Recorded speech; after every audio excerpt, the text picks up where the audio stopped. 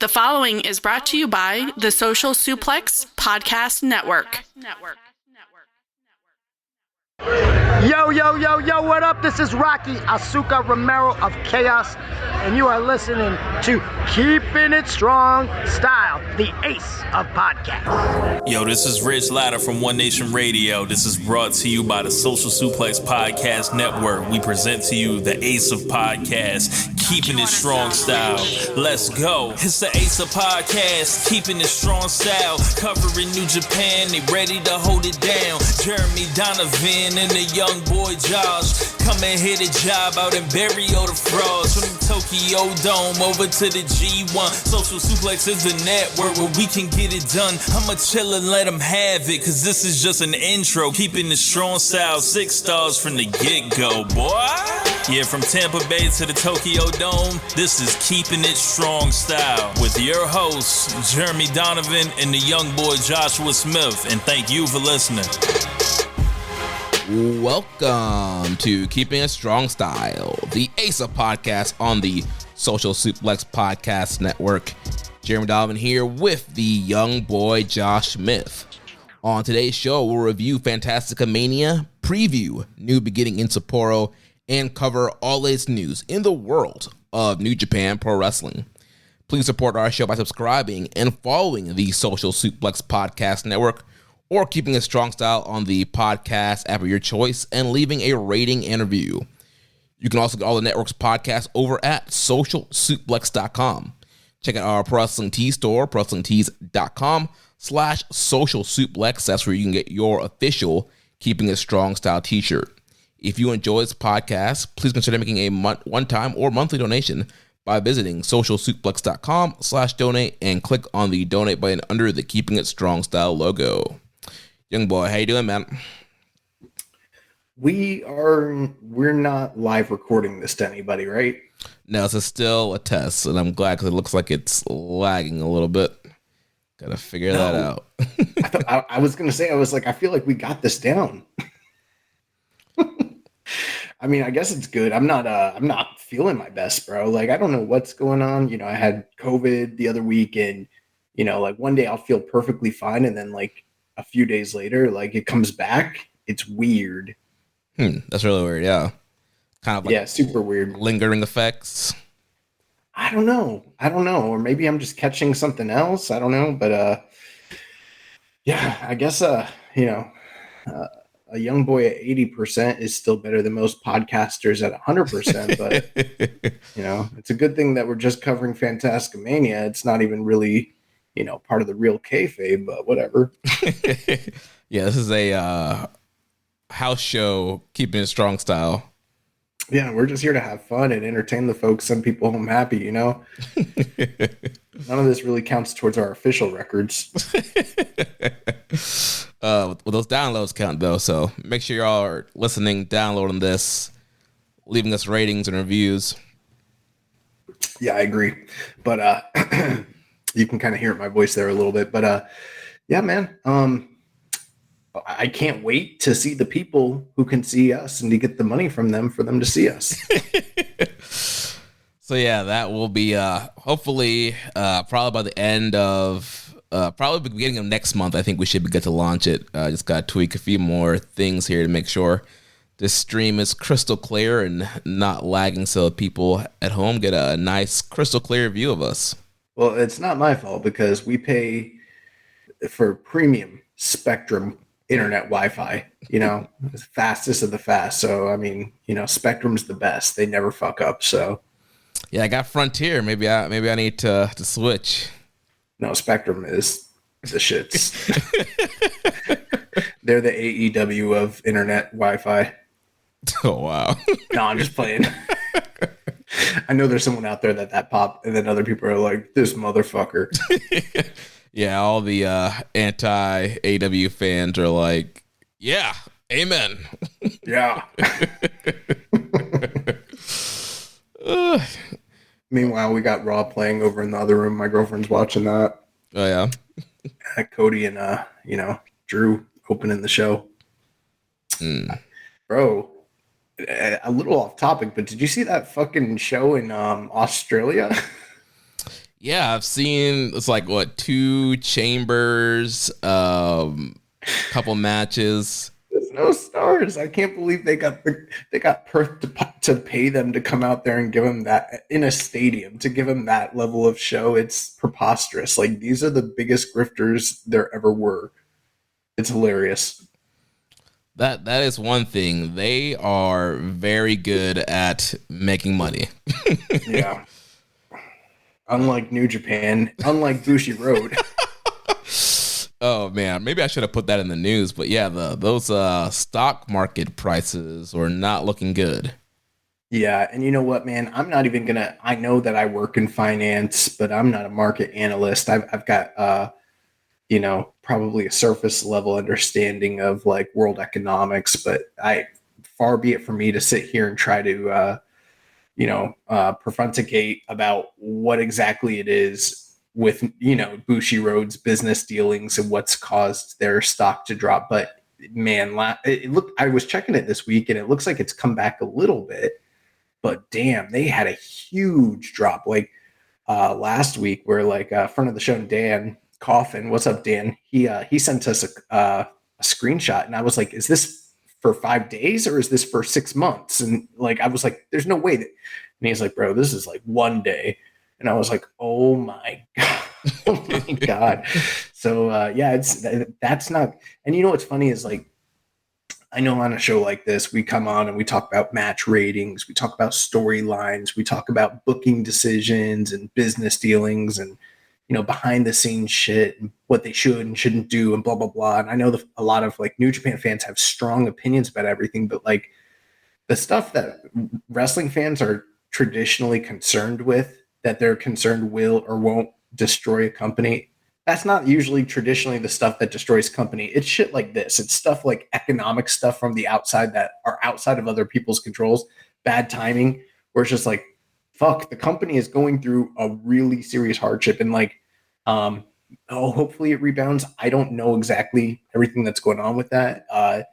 Anybody that's listening, if you are, and I'm not just saying like, oh, if you're from Japan or you understand Japanese culture, but I mean like if you are in the know when it comes to Japanese economics and what's going on with this company, like hit us up, give us the scoop and let us know what the fuck is going on, because I saw those numbers and I'm deeply, deeply concerned about the health of New Japan Pro Wrestling moving forward being tied to that stock price. Yeah, it's not good. When you see stuff like that, it's like, are they going to try and sell New Japan? Try to sell off some of their more popular assets to kind of help with profits. I feel like. Well, you have to remember, again, not the biggest expert when it comes to Bushi Road, but my understanding is that they are traditionally a video game and card game, manufacturer. That's what their business is. Their business is not professional wrestling per se. Now, obviously, I know like Obar is not there anymore, but like Tsukubayashi and those guys, like they do value New Japan, probably based on some of the comments and reports more than they do Stardom.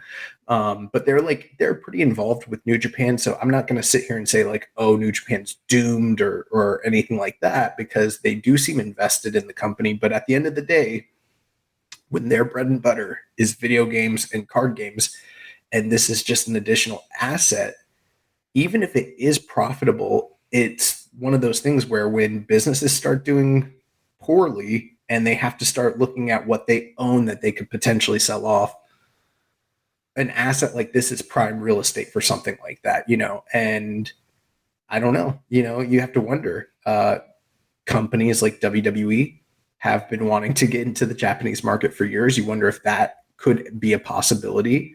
Tony Khan would love to own New Japan Pro Wrestling. Bro, he would jump at the chance. And there's other players out there like cyber agents and stuff like that. It makes you wonder what the future of New Japan might potentially look like in the next calendar year, just given what's happening with the movements and the shifting in their stock price. Yeah, man, it doesn't look good at all. Hopefully, I hear people saying, it's going to bounce back eventually, but I mean, I couldn't sit here and say for sure that that's the case one way or the other because I don't know their business like that. You know what I mean? And I don't even know how you would find out something like that when it comes to, I know they're publicly traded, but I don't know the rules of a Japanese company versus like an American corporation, you know? So, but I think it is something to kind of put in the back of our minds because, yeah, while that might sound crazy, you know, to be like Tony Khan or you know, Nick Khan might try to scoop this thing up, but then you wonder the size of the company and the fact that it is the wrestling business, like who would want this thing? You know what I mean? I'm sure there could potentially be a Japanese backer that would maybe potentially want to purchase them if it came to that. But you know that if you're Nick Khan or whoever is still with WWE by the time everything shakes out with their fucking allegations, if you're WWE or you're AEW, you got to make that call. You got to make that offer. The only one big drawback I would say for sure is the way that the libraries work with New Japan. You know, they don't own their own catalog. TV Asahi owns that. So it's like if you bought them, you would be, from my understanding, just basically buying like the properties, the copyrights, you know, the lion mark, probably the contracts, but you wouldn't own the library. Yeah, so at that point, like, do you even want to buy it? Well, I mean, if you're a North American investor, how would you even? It's the same conundrum that the UFC ran into when they purchased Pride Fighting Championships. How do you get television deals here? How do you run a touring business? Maybe it could work. You know, we do live in a much more globalistic society today in 2023 than we did in 2007. But I just can't imagine that it would be that easy for like a North American wrestling company to make headway here and make that happen. So it is something to think about because I think that New Japan's future might be in, you know, I don't want to like call it like ring alarms. I'm looking at that stock price and I'm like, that's not good. Yeah, I mean, it's something. I mean, if you're a fan, I wouldn't say, you know, don't be a Chicken Little and, you know, run around the sky's falling, but it's something to keep your eye on. Yeah. Yeah. Well, enough of the doom and gloom. Let's switch gears here and talk about Fantastica Mania. So last week we had one show, and then the rest of the tour kicked off this weekend. And man, they weren't giving us an easy time here. We had Friday, Saturday, Sunday, and today all back to back. Yeah, I got through it, but you know, if I told you I watched it at 1x speed day in and day out, I'd be lying to you. I definitely had to hit the fast forward. I mean, again, the sickness kind of been affecting me in a weird way. So I'm like all day, kind of like in a weird brain fog. You never like, you probably won't understand what I'm talking about here, Jeremy, but like, I like to watch like old 70s horror films like Giallo. There's always this like milky sort of like a soap opera-y like quality to them. Like that's what my world has looked like. So I've been watching Fantastica Mania like in this kind of like weird haze. So I'm like, who is that? Defunto? Why is he not wearing shoes? Is this just Matt Riddle under a mask? And I had to like look up Defunto and decide if he was actually a CMLL guy or if it was like one of the New Japan gimmicks where they pretend to be a luchador. Yeah. I wasn't sure what the fuck was going on, but I got through it all. I watched it all. I might not have the best recollection of everything, but I seen all 4 nights. Well, we'll go through the results here. I don't think we need to spend a ton of time on the stuff that's not super important. We can focus mainly on the tag team tournament and then some of the singles matches that happened on the last few nights as well. Yeah, and there were some feuds that were kind of, you know, going throughout the shows. I mean, I guess first off, before we get into the results, like what were your general takeaways about this tour? How were you feeling at the end of the 5 nights as opposed to how we were viewing it last week with like the one house show? So the two shows, the Friday and Saturday show, they were in other arenas, and it still kind of had that house showy kind of vibe. I mean, it was fun. There were some fun matches, but I was just like, man, nothing was really hitting on that next level. And we'll talk about some of the tag tournament matches. Like, that tag tournament used to be like one of the highlights of this tour. And when we started reviewing them, it was the brother tag team, and then like the relative tag team tournament. And now they don't really have a ton of relatives now, so they have the inter-faction tournament. And I don't know. To me, it was just kind of there. Right. And then, but when we got to Corkin, things picked up Sunday and today when we're in Corkin, and the singles matches were great. I'm excited to talk about those. A lot of energy. Yeah, I really enjoyed the Corkins. Yeah, I sort of felt like, last week I was a little down on Fantastica Mania just because in the past, this tour has usually had certain like story threads that kind of, they're self-contained and they sort of ran through the entirety of the tour that was on tape, and you'd kind of follow these mini feuds and storylines and like the tournament, like you mentioned. And I felt like some of that was somewhat lacking here. But what was a kind of refreshing and different from this tour was that when they say like this was a lucha libre festival, like a celebration, that element definitely was here on these last 4 nights, where it was like, maybe not everything didn't make 100% sense. You'd see guys flip-flopping from face to heel, just depending on who they're facing and what the need was match to match. But this was certainly a celebration of like the lucha libre style, and guys were flying and having fun. And, it's kind of just a feel-good thing. Easy watches, even if the shows, like for instance, night, like you mentioned, night, I guess technically night 4, but for us, night 2 and night 3, they weren't like blow away shows, but they were just easy watching.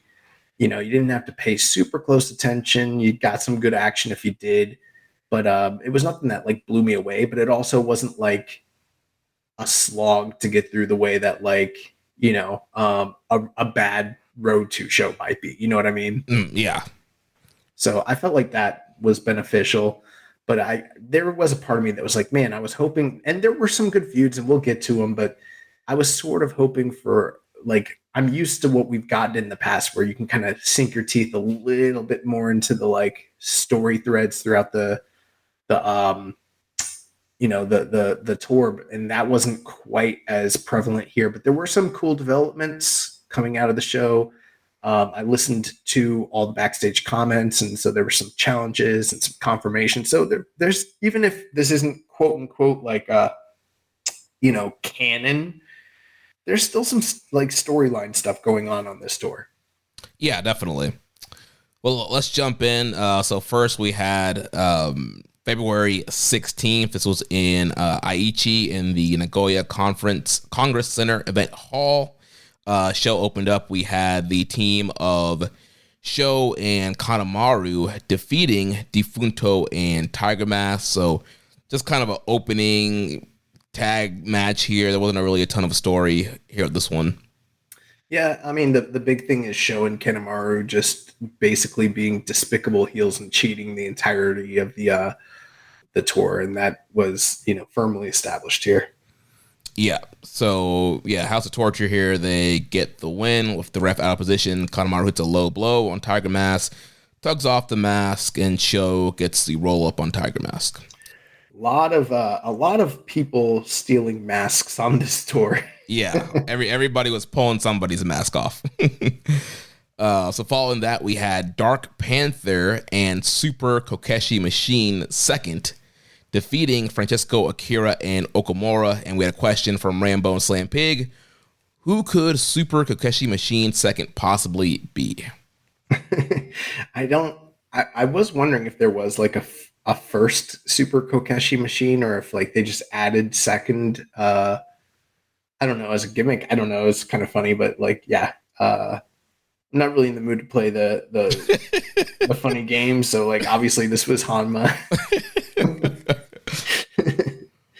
But yeah, I mean, I thought Hanma was good on the tour. One interesting thing here, Francesco Akira, we kind of mentioned in the lead up to the announcement of this tour, how he was sort of aligned with all the heels night after night. But what ended up really happening, as I mentioned earlier, is like the heel face alignments were a lot less pronounced during this tour than you would imagine. And so you did see a lot of times where guys were face or tweeners or baby face and, or heel, and they're all kind of technico working together or against each other night after night. So I think Francesco Akira being slotted on the heel side sort of makes sense, given the fact that, like, United Empire, they're kind of like, they're firmly tweeners, but I wouldn't call them like straight up baby faces. But Francesco Akira pretty much worked as just a baby face. Like, nothing really changed on this tour with his character work or anything like that. But he did get a lot of exposure working with the Lucha Libres and the Luchadors. And I almost kind of got the vibe that, like, maybe him being included on this tour was kind of getting him ready potentially for like a singles run down the line in the near future. Yeah, I think so, because post match from the War Games, or the 10-man cage match, he talked about, I'm going to be the junior for United Empire. TJ says he wants to do open weight, heavyweight. Like, I'm going to be the one carrying the junior division. Kind of, he mentioned being the main junior in that faction. So I think that, yeah, putting him on this tour, especially right after that cage match, is a way to heat him up and get him ready for maybe a Super Juniors win or a potential title challenge. Yeah, I'm wondering the same thing too. So that was the main thing I want to talk about here. But Dark Panther, Tomoaki Hanma, they have him. It's funny, if you go to New Japan World, they actually have Hanma listed here. They don't have Super Kokeshi Machine listed. Yeah, the New Japan web staff was not with the games either. Yeah, they're just like, I'm too old for this shit. Like, they, Dark Panther pins Okamura with the Barrasso Laguna era. Yep. So then following that, we had Kamatachi and Tetsuya Naito defeating Brillante Jr. and El Desperado. So I think the main thing here, they're kind of teasing Desperado versus Naito, because we do know at the anniversary show, they are bringing back the tradition of the current heavyweight champion facing the current junior heavyweight champion. So if Naito retains against Sonata, and if Desperado retains against Show, the anniversary show, we will be getting Naito versus Desperado. There is a part of me that wonders if, hypothetically, if they had Hiromu retain his title at Wrestle Kingdom, then we could have potentially gotten the canceled match from pre-pandemic between Hiromu and Naito here in this spot. That's a match that people have been wanting for a long time. Obviously, they're going in a different direction now. And I'm wondering if maybe they opted not to do that because they have intentions to do Hiromu Naito at a bigger stage down the line this year. Yeah, maybe. I mean, I can't say for certain. Like, I'm not going to sit here and proclaim boldly that Hiromu is going to, like, win the G1 and, headline Wrestle Kingdom or anything like that. But it just seems like that's a match people have been wanting for a long time. Maybe you do that in the G1. Maybe you do that at like a Dominion, or who knows? Maybe he wins like New Japan Cup. I don't know. But I feel like that could still be in the cards, and maybe they're holding that one off as opposed to like paying it off now. But yeah, or even too, like we talked about last week, you put him in G1, and maybe you have Naito and Hiromu in the same G1 block. And the that's what I said. Oh, you did? Yeah. No, but I agree with you. We're on the same page there. Now, we also had Kamaitachi 2 here, and so again, the rendition of the bep every single night. That's been hilarious. But I don't know. I kind of got tired of it after a while. No, I pop for it every time.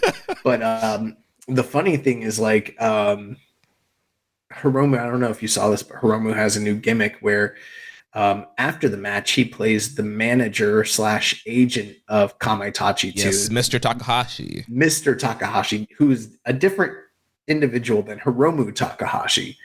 And he he wears a suit jacket and carries a book around, and he wears glasses and his hair slicked back, and he carries a hairbrush with him, and he brushes his hair while he's doing his promos, and he asks the press there to give him questions, and whenever they ask him, if he doesn't like it, he just goes nonsense, and then he just moves on.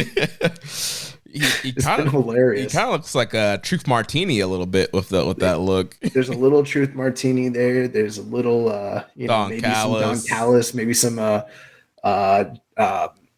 Rick the Model Martel. Like, is a total gimmick. I fucking love it. And the only time he'll answer is if they ask a question that plays into his like gimmick and feeds his ego. Like, it's awesome.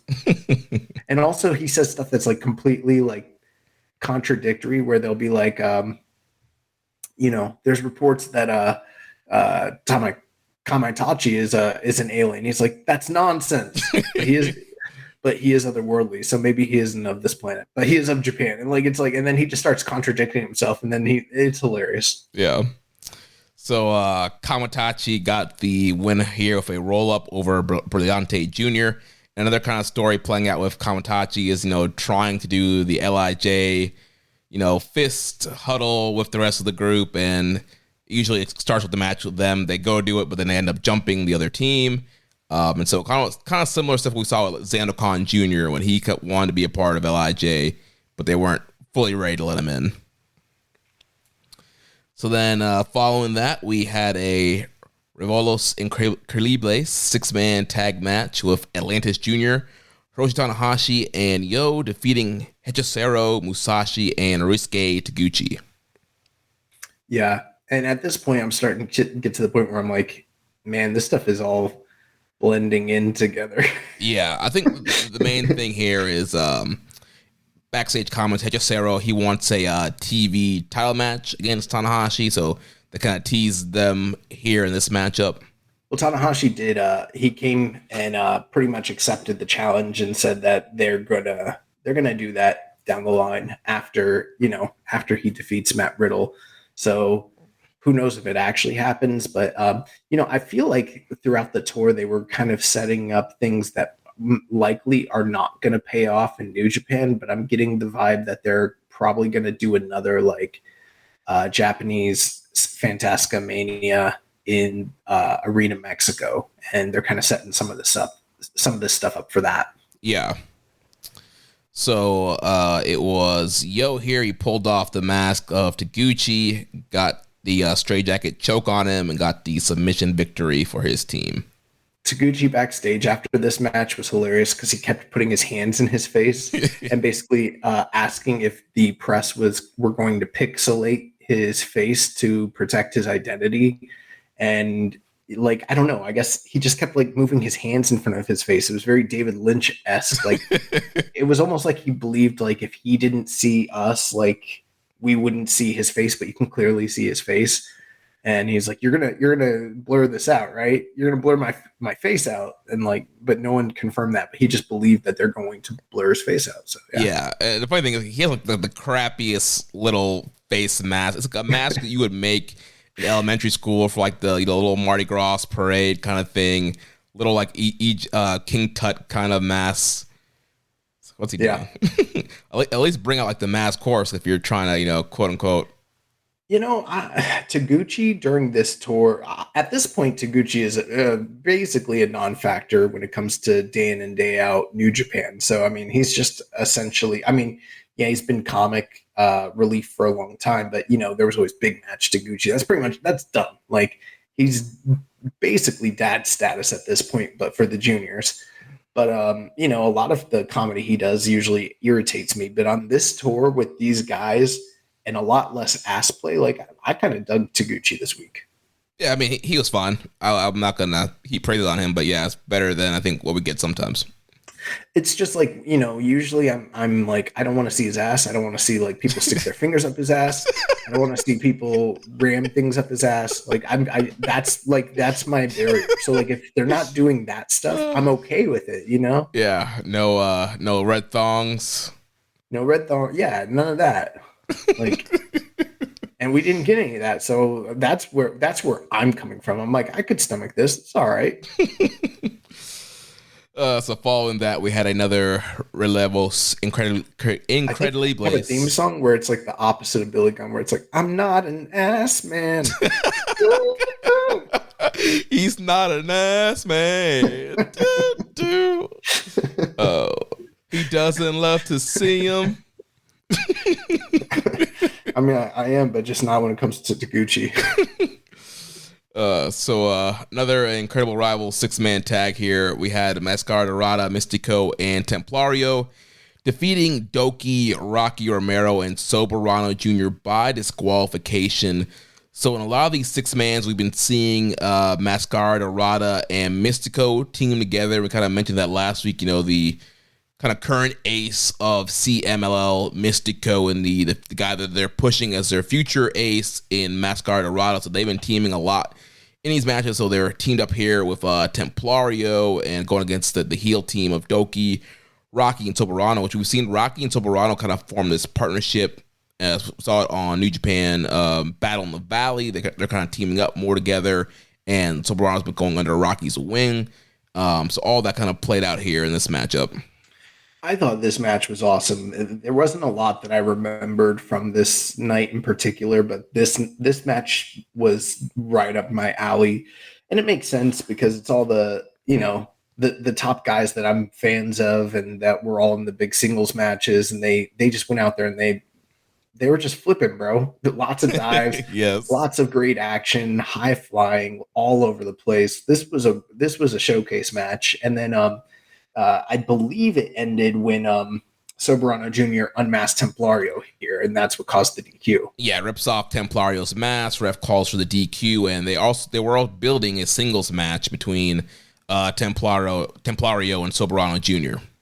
Yeah, plus Rocky Romero and Volador Jr. have had the long-standing rivalry, dating back for years, but really heated up last year, and they were building to that singles match the following evening as well.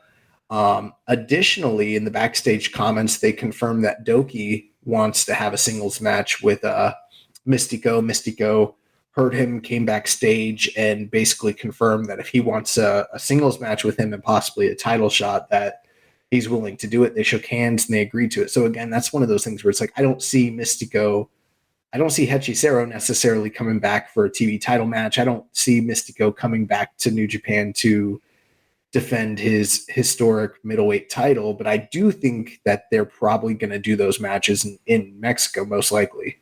Yeah, that makes a ton of sense. So yeah, this match was kind of like, for the evening, probably the most, it was definitely the highest quality match, but it also set up a lot of the kind of story threads throughout the tour. Yep. So then following that, we had the start of the Inner Faction Tag Team Tournament. So the team of Magnus and Volador Jr., they defeated Pegaso and Stigma in 12 minutes. And boy. Yeah, this wasn't a bad match, but the finish was fucked up where Marty Asami, I don't know, he counted. This whole tour, he's been off. I don't know what it is, but he's been horrible on this tour. Just blame it on the alcohol, bro. This man's been hitting the booze, Hitting something. I don't know. Dude, this man was not counting for 5 on rope breaks. They were just dude. There was a point here where Volador and Magnus were in the ring 2-on-1 for a good 5 minutes, and he would say all right, 1 in, 1 out, and at one time, and that was it. And they're just in there just running it, and there's a 2-on-1 the whole time. I'm like, what is going on here? Well, you know how bad New Japan is when it comes to this sort of thing with just their tag teams in general. Then you kind of take that and you compound it with the fact that with luchador tag rules, there's no tagging. The guys just kind of come in and go, and Marty Sami's probably just fuck it. None of this shit matters anyways. Marty's I'm not getting paid enough. Yeah. For this tour. Yeah. Got too many guys in here doing too much shit. I don't know. And he probably can't remember who the legal man is anyways. They all got masks on. He's I don't know. One of these guys is legal. There was a lot of times where everyone was getting pinned and he's counting all of them at the same time. And I'm like, why are you doing that? you don't even know who. You're just covering your bases and just hoping one of them is the lethal man. You don't even know which one's lethal. Well, that's what caused the screwy finish. Yeah. So, Volador and Magnus stayed, had a double pin, and ref, Marty counted 1, 2, and then one of them kicked out, but the other one didn't. And then Marty just called them, and they were going to keep wrestling. And Marty's like, no, it's over. I counted 3. Well, he was saying, like, I thought he was trying to take it back because he was going like, no. But the music was going, and I was like, is he saying, no, I fucked up? Or he's saying, no, my decision is final? Or if he was just like, no to everything because he lost control and he was having a meltdown. I don't know which of those 3 He's like, I'm done. Yeah. I'm out of here. I don't know what the fuck. That was one of the weirdest things I've seen in New Japan, like, ever. Bro, I got legit upset at that ending. Like, I was enjoying the match, and that happened. I was like, the match was pretty good too. And that happened, like, what? I was literally audibly was like, what just happened? Pegaso and Stigma, they brought up on commentary many times how their tag team attire was like, it's supposed to be like the colors of the Pueblo Indians and, the pottery and everything like that. But like, to me, I just saw like the Fabulous Rougeaus. Like, that's what their attire reminded me of. Like, Jock and PCO and all those guys. Yeah. Also, another thing, Magnus wrestled as Black Tiger, a Black Tiger variant on night 1 when he did the 10-minute draw with Tiger Mask. So I thought he was a heel. And then I'm like, wait, he's Volador Jr.'s like regular tag team partner? He's Technico? He stole Tiger Mask's mask that night, and like they're bringing up on commentary the whole time. But in this match, they were kind of heels. Like I mentioned, they were doing the 2-on-1 beat down. I felt like Volador was more aggressive in this match. Yeah, it's just weird. You just never know. But like, apparently he's a Technico. I don't know. Bro, this whole tour, I thought Templario was a Technico, and I find out he's a heel. Yeah. It's weird. Yeah, I was confused too. Like, normally I was like, yeah, Volador, you are a good old, Technico, follows the rules. And this man's like doing the 2-on-1 beatdown. I'm like, what's happening? It's because they come to Japan and they're like, these people don't watch the product. We can do whatever the fuck we want. It doesn't matter, So, Volador and Magnus pick up the win here in one of the weirdest finishes ever. Yeah, so they advance to the finals the following night, while Pegaso and Stigma would go to the losers bracket playoff. So then the main event here, the other tournament matchup, we had Stuka Jr. and Ultimo Guerrero defeating the LIJ team of Bushi and Teton, 12 minutes and 24 seconds. Yeah, good main event, solid match. You know what, though? There was one thing. I don't remember what match it was specifically, but I think it was the match we were just reviewing. There was a weird point where I was enjoying the match, but they did this thing where all 4 guys went to the top rope and just stood up there for a long ass time. And then guys started jumping across and doing like, it was the Volador match. I'm pretty sure that we just, the one before, right? Yeah. And I'm like, why? But they stood there for so long. I'm like, you guys just like fucking blew the spot. Like, this is not dynamic. This is fucking weird. You're all holding on to each other and just standing up there for a long ass time. Like, I think that was a spot like right before the screwy pinfall. Like from there, the screwy pinfall came after like the basement drop kick to the head and the and something else. I don't know, but yeah, it was just weird. I'm like, that obvious cooperation. I mean, I get it. It's Lucha Libre, but like you don't want all 4 guys balancing on each other, standing atop for like literally like 30 seconds before anything happens. Like, it just looks terrible. Yeah. So this matchup here was a pretty good matchup. Like I mentioned, Stuka and Ultimo Guerrero get the win here. So obviously, 2 heavyweights, and then Stuka and Ultimo, 2 of the top guys from CMLL, facing 2 juniors, Teton, who made the Super Junior finals last year, and Bushi. Yeah, and giant splashes at the finish here to pick up the win. Stuka Jr., Ultimo Guerrero, great tag team. Really enjoyed the work that they did on this tour, and they picked up a big win. probably could see that coming a million miles away, that we're going to wind up with a Volador-led tag team versus an Ultimo Guerrero-led tag team. I mean, that's just chalk pick. So Yeah. And before we move on, who has the better Raising the Roof, Harlem Heat or Ultimo Guerrero and Stuka Jr.? Well, this is a trick question because if I say Booker T, if I don't say Booker T, then like I'm kind of racist. But if I say, you know, if I don't say Ultimo Guerrero, I'm like betraying my own heritage. Like, you know, it's damned if you do, damned if you don't. I'm just gonna say, what side are you on? Yeah. No, but it's always awesome when those guys come out there and just, you know, the whole crowd's raising the roof with them. I love it, bro. Yeah, it's great. Don't ask me racial questions anymore. So following that, we had February 17th for Fantastica Mania. Show opened up. We had a special attraction match here with Harushita and Yuvia. They defeated the Odayo Tai team of Ruaka and Starlight Kid from Stardom. Yeah, I think it's a sad state of affairs where we're living in 2024 and a women's match is still just a special attraction. They should be highlight of the show. I don't see a reason why we couldn't have had a women's family tag team tournament for this year's Fantastica Mania. It's bullshit. We should just do a women's Fantastica Mania tour. Hey, I don't know enough women's luchadors that could happen, but probably. No, but in all seriousness, though, I thought that this was one of the better matches of the night. I was pretty impressed. I don't know much about Las Chicas Indomables. I need to learn Spanish. Like I'm the worst fucking, you know, like Mexican, Puerto Rican person there is. I can't speak any Spanish.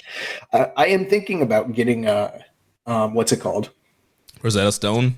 Yeah. I was talking to my girlfriend and I was like, I might do that. She's like, we should do that together. She's like, it'd be really great. You know, you should learn Spanish. It's like your family's heritage. And I was like, yeah. And I'd be able to watch Rita Mexico Friday nights. I know what they say. She was like, no, you could like further your career, you know, you could like help people. And I was like, nah, I just want to know what they're saying. Yeah, further this podcast. I just want to know what they're saying. Every year when we watch Fantastica Mania. I was like, and then after that, I could learn Japanese, and then I could just listen to the Japanese commentary, figure out what the fuck's going on. Yeah, it's funny. I did like put the Duolingo on my phone. I was like, I want to try and learn Japanese, and then I just haven't started it yet. Oh. But going back to what I was saying before I got sidetracked. Oh man, I'm literally like losing breath doing this show. Can you tell? You do sound a little like it's kind of I'm sick. It's weird. Like, anyways, I don't know very much about these luchador women, but they were like kind of like, for lack of a better term, like female hosses. They were kind of like bullying Starlight Kid and Ruaka and but also they had a lot of like Yave styling, and you know, Starlight Kid, she likes to fly. I thought this was a good little opener. They only give him 12 minutes, so it's not like they had a blowaway match, but I was like, I don't see why not. If New Japan obviously has the partnership with Stardom, and CMLL has their own female luchadors, why they can't like be a part of the tour and highlight both at the same time. Yeah, I thought this was a really fun match. I enjoyed it a lot. Kind of the highlights, Starlight Kid had a big dive to the outside from the top rope, and then Yuvia followed with dive of her own. And then we got down to the end where Harushita tapped out Ruaka with a Mutal Lock. So yeah, really fun, entertaining matchup, fast paced. You know, they only got 12 minutes, 26 seconds here, but yeah, it was really enjoyable for what it was. Yeah, and I mean, you know, Fantastica Mania Tour is just like, there's a lot of different things going on here. I feel like it would add a little bit of flavor to the tour to maybe include some women and kind of showcase them, highlight them, that sort of thing. Yeah, especially, you know, somebody like Stephanie Recur, who's gotten over, especially on New Japan shows. I think it would be great to have her on these shows. Yeah, I just think the synergy would be beneficial across the board. So yeah. So then following that, we had the LIJ team of Naito and Yota Tsuji teaming up with Kamatachi to defeat Defunto, Risuke Taguchi, and Super Kokeshi Machine second. Yeah, unfortunately, Kokeshi Machine had his mask ripped off, and they called it a malfunction, but it was clearly revealed that he is in fact Tomoaki Hanma. Yeah, shout out to Walker. He was still trying to play it up like he couldn't see his face. It was like, who is that? I want to say that I know that we've said different things about Walker and Chris and this kind of transitionary period since Kevin has left, but I really felt like on this tour in particular, Walker on the solo shows really started to come into his own. I know he's been improving a great deal since he first got here, but like this was the first tour where he was doing solo shows where I was like, damn, he's fucking good, like really good. And I thought him and Chris started to kind of just gel together a lot better once they started. I think they pretty much did the Korakuen shows, but yeah, like they're kind of just getting in this rhythm where they kind of understand how to work with one another a bit better. And yeah, it's been, and it's one of those things we said it was going to take a little while for the adjustment to take place, but yeah, they're starting to figure it out, and it's pretty good. Yeah, and his Spanish is way better than mine.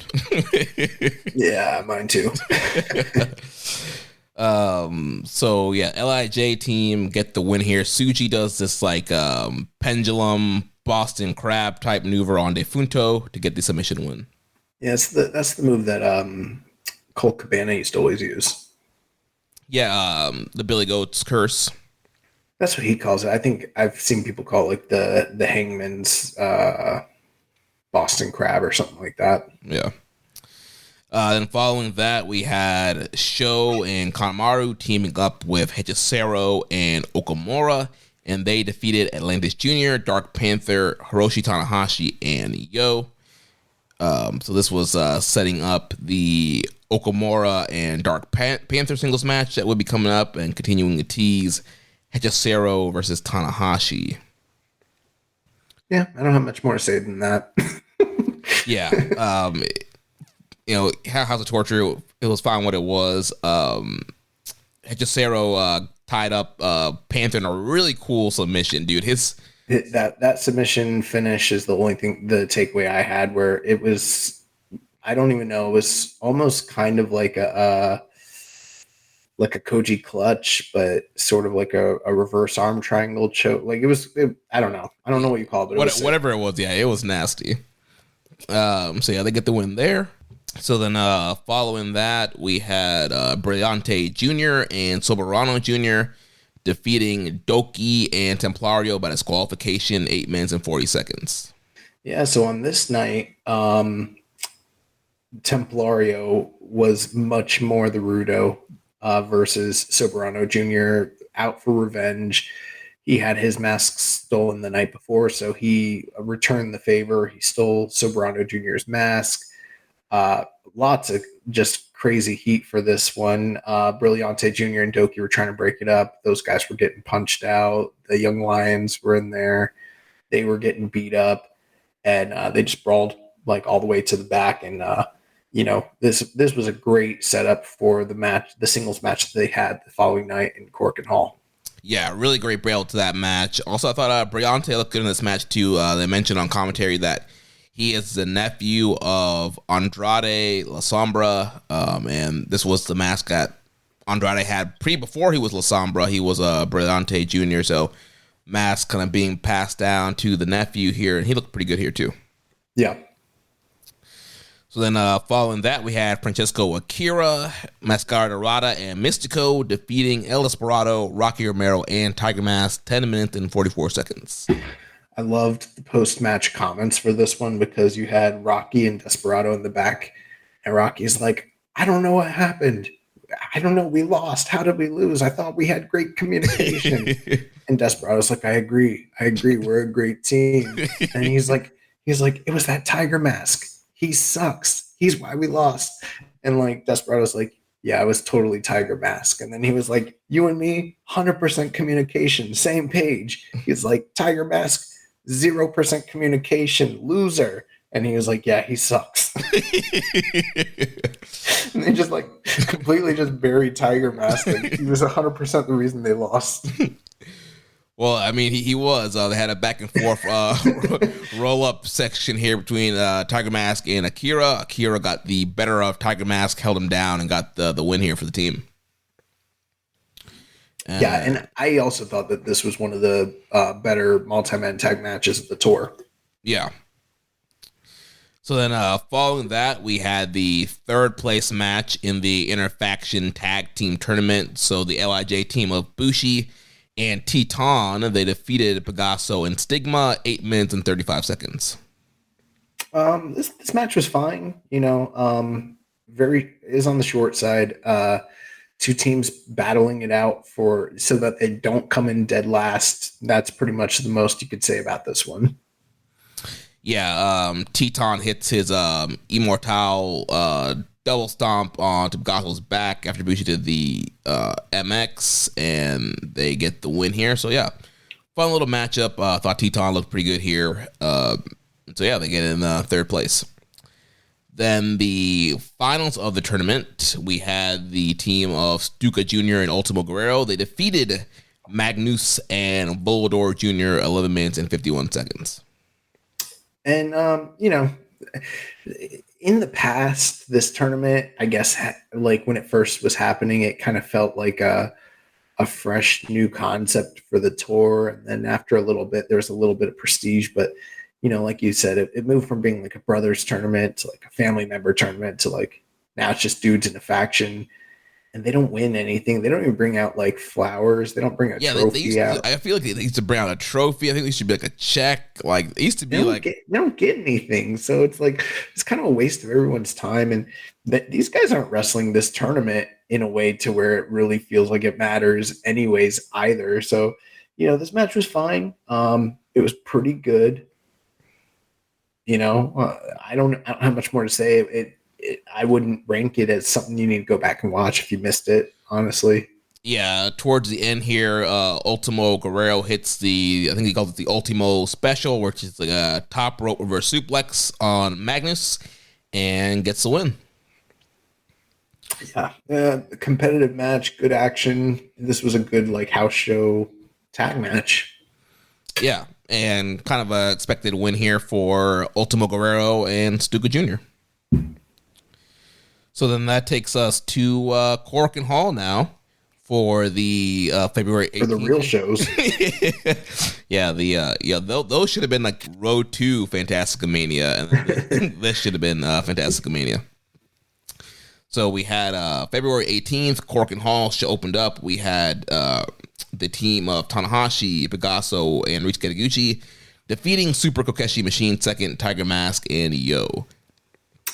I don't have much more to add here. Just a fun opener with lots of guys on the tour.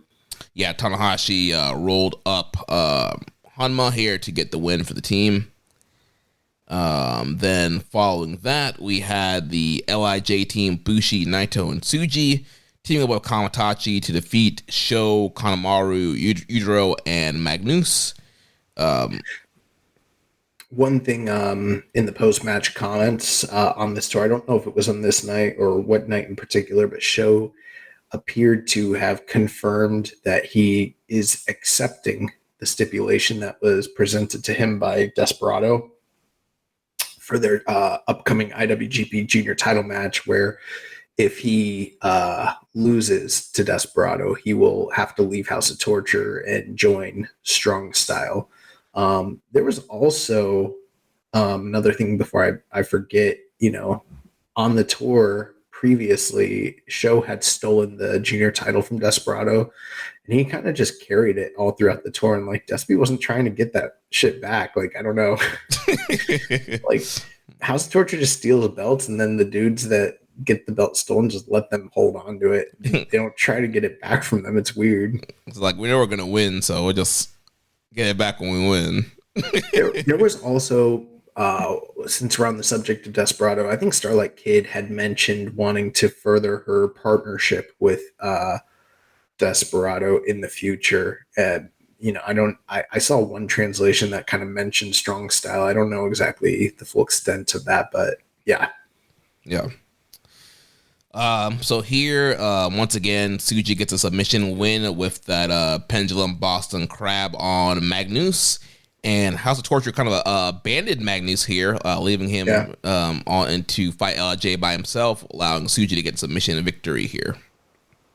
Yeah, I also think Tsuji, for the first time since he's been back from Excursion, wore, gear that was a little bit different from what he typically traditionally wears. It wasn't just a different color, it was totally different design. I am wondering if I've seen a few of his clips from his time in Mexico, and it didn't quite look like what I've seen him wear there, but I wouldn't be surprised if this was a variant of his CMLL Excursion attire. Yeah. So then following that, we had a special challenge match here with Teton defeating Brilliante Jr. So kind of the whole thing here, we mentioned Brilliante Jr., he's up and coming, nephew of La Sombra. He wanted to challenge Teton to a special singles match here. So kind of the up and coming guy versus a more established star in Teton. Also a really fun match. I thought Brilliante Jr. looked pretty good.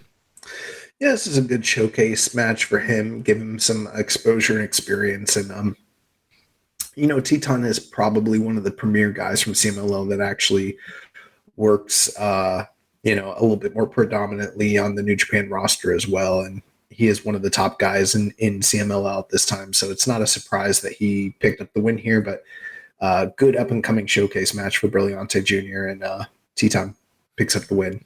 Yeah, also Hiromu came out and seconded Teton for this match, and he was drenched in sweat. Looked he was gassed.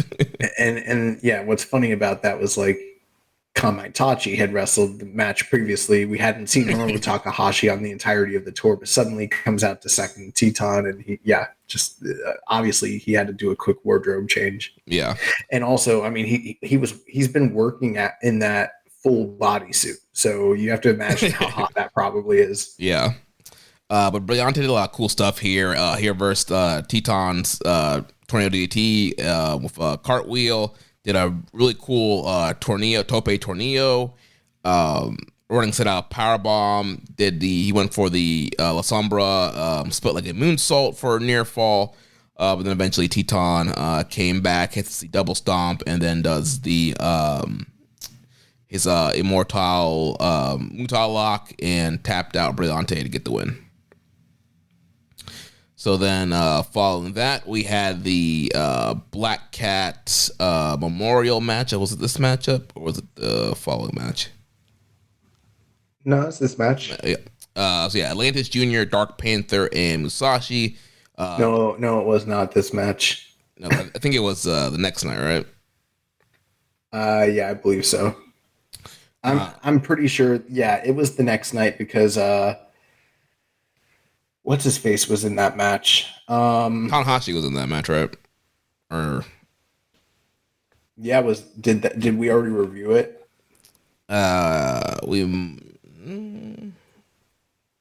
Compelling audio.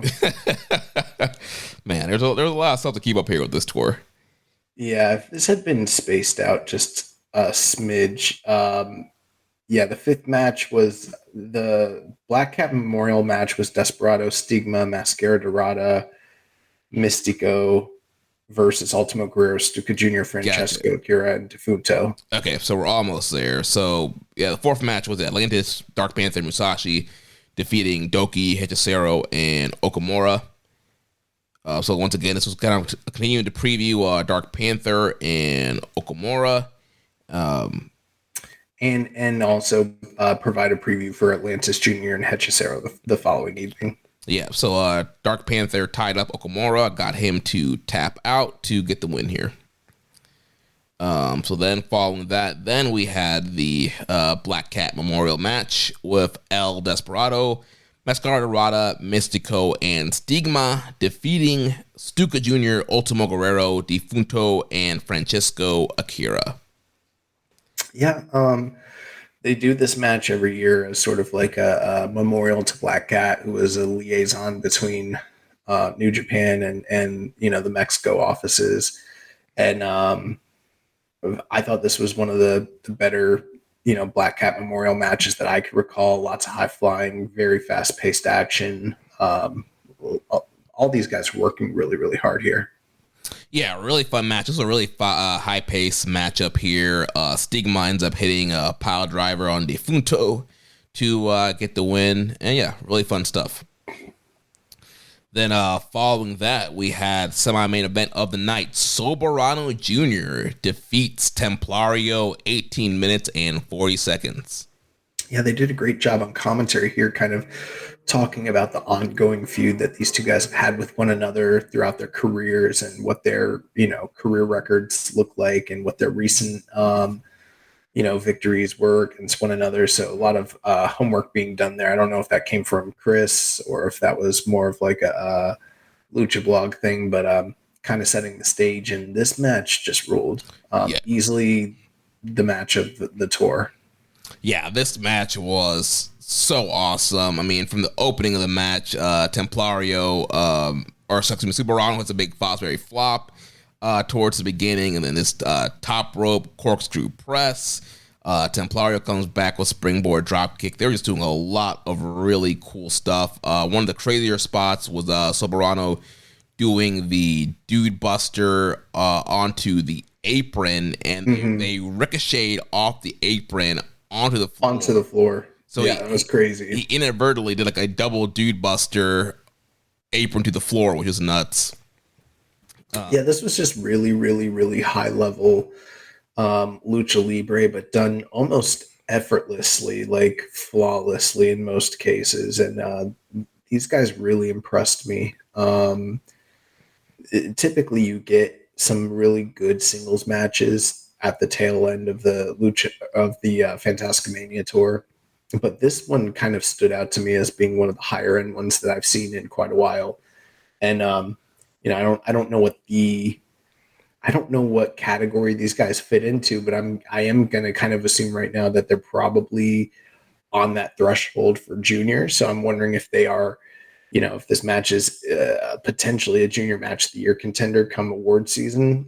Very likely so. But yeah, we'll see. I mean, they did have Soberano in that heavyweight World Tag League tour, and he is signed with New Japan, so maybe they're going to push him as a heavyweight. Yeah, it's hard to tell. That's why I was kind of questioning that one. But this match was just really incredible. There was one move, and I can't quite describe what it even was that I saw, but even on commentary, they're like, I don't know what the fuck that was, but it was like some sort of spinning cartwheel fucking destroyer thing that these guys did. And like I've watched a lot of Lucha Libre over the years. I'm not Lucha Blog or anything like that, but I've seen a lot of crazy stuff. But this was something where I was like, what the fuck was that? I felt like I was watching, like the first time you saw the Luchadors in '96 and on Nitro. That's what this was. I was like, what did I just see? Like they did something in this match that I need to get the replay of, because I was blown away by one of the moves at the tail end. Yeah, dude, it was a great sequence where he gets Templario caught in the ropes, and he immediately does that springboard moonsault while they're caught in the ropes. Like, that was nuts.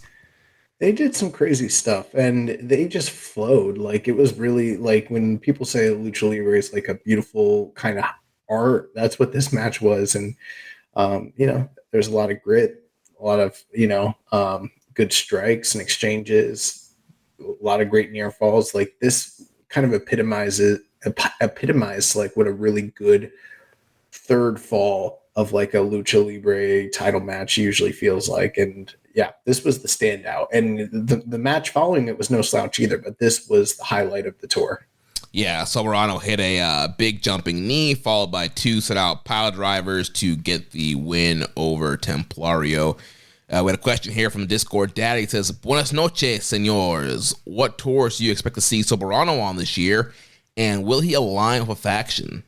Well, I think we got this question before today's show, and I know that it's a New Japan-centric question, but there's clearly something brewing, and we'll talk about that here in a moment, when it comes to faction alignments within CMLL that was established on this tour. There was some hinting on commentary that we might get the first luchador ever in the New Japan Cup from CMLL, that there's never been anyone from CMLL that's participated. I wouldn't be surprised if that's Soberano Jr. Yeah, definitely could be. There seems to be a lot of interesting names that are going to be in New Japan Cup this year. So, yeah, I think a fresh feel of some new guys like Soberano would be cool. Yeah, and I mean, if hypothetically Soberano is working as a heavyweight and he does have a contract with New Japan, you might see him in the G1. Yeah, which would be cool. Got a lot of spots to fill this year. As far as alignment, I really don't know, but he is, heavily a heel. I wouldn't be, I wouldn't be surprised if, like, and I know people are going to groan when I say this and be like, that would be bullshit, blah, blah, blah. But, like, given how, like, quote unquote evil his character sometimes comes off, I wouldn't be surprised if he, like, aligned with House of Torture. Ew. It wouldn't really bother him that much. Nothing would change. I mean, he's still just Soberano as a heel. You know what I mean? Like, he would only really be moonlighting here anyways. But I mean, like, where else would he, what other heel faction can he really realistically join right now? Yeah. I guess we'll talk about it. Maybe the Rocky connection will lead him somewhere else. We'll talk about that in a second. But speaking of Rocky, the main event here was Volador Jr. defeating our good friend Rocky Romero 22 minutes and 34 seconds, continuing their great rivalry from last year with a great series of matches. Yeah, another highlight match of the tour. This was, in my opinion, the second best match of the entirety of the tour. And getting two really high-level singles matches back-to-back on this evening, you kind of combine that with, like, some of the other stuff that was on the evening. This was, in my opinion, the best night of Fantastica Mania that we got all throughout everything that happened. But, Rocky and Volador, they've worked. It's kind of funny because they were right in the middle of their heated feud last year during Fantastica Mania, and everyone was sort of speculating that was going to lead to a singles match between them during Fantastica Mania last year, and it didn't happen. And it was like kind of a wasted opportunity. It was like, damn, you're really not going to do that, because it's like an ongoing thing currently. And I guess they decided to wait a year. Most of those matches are actually the two big ones. Volador put over Rocky Romero clean as a sheet in Arena Mexico. So it makes all the sense in the world that Volador would, get the big win over Rocky on his home turf in Japan at Korakuen Hall. They did a lot of great stuff in this match, but ultimately it was Rocky picking up the win here. Yeah, really good match. It was kind of almost anything you can do, I can do better situation. Rocky would go for a big tope, then Volador would do a tope, and one guy would do a Spanish fly, the other guy would do a Spanish fly. So they were kind of going move for move with some of their big spots. Rocky did a running double stomp from the apron to the floor onto Volador. Rocky got a slight spread for a great near fall. Springboard frog splash. Volador was doing a lot of cool stuff too. Let's see here. Did a great Rocky got a near fall from the Dude Buster. He was trying to tap Volador out with the cross arm breaker. But Volador refused to tap out. Volador reversed it into a powerbomb, and then he gets this springboard Canadian Destroyer out of nowhere to get the pin over Rocky. Yeah, that finish too, where they were on the top rope and they came off the top rope and landed in the arm bar. That was the finish of the first surprise upset win where Rocky defeated Volador.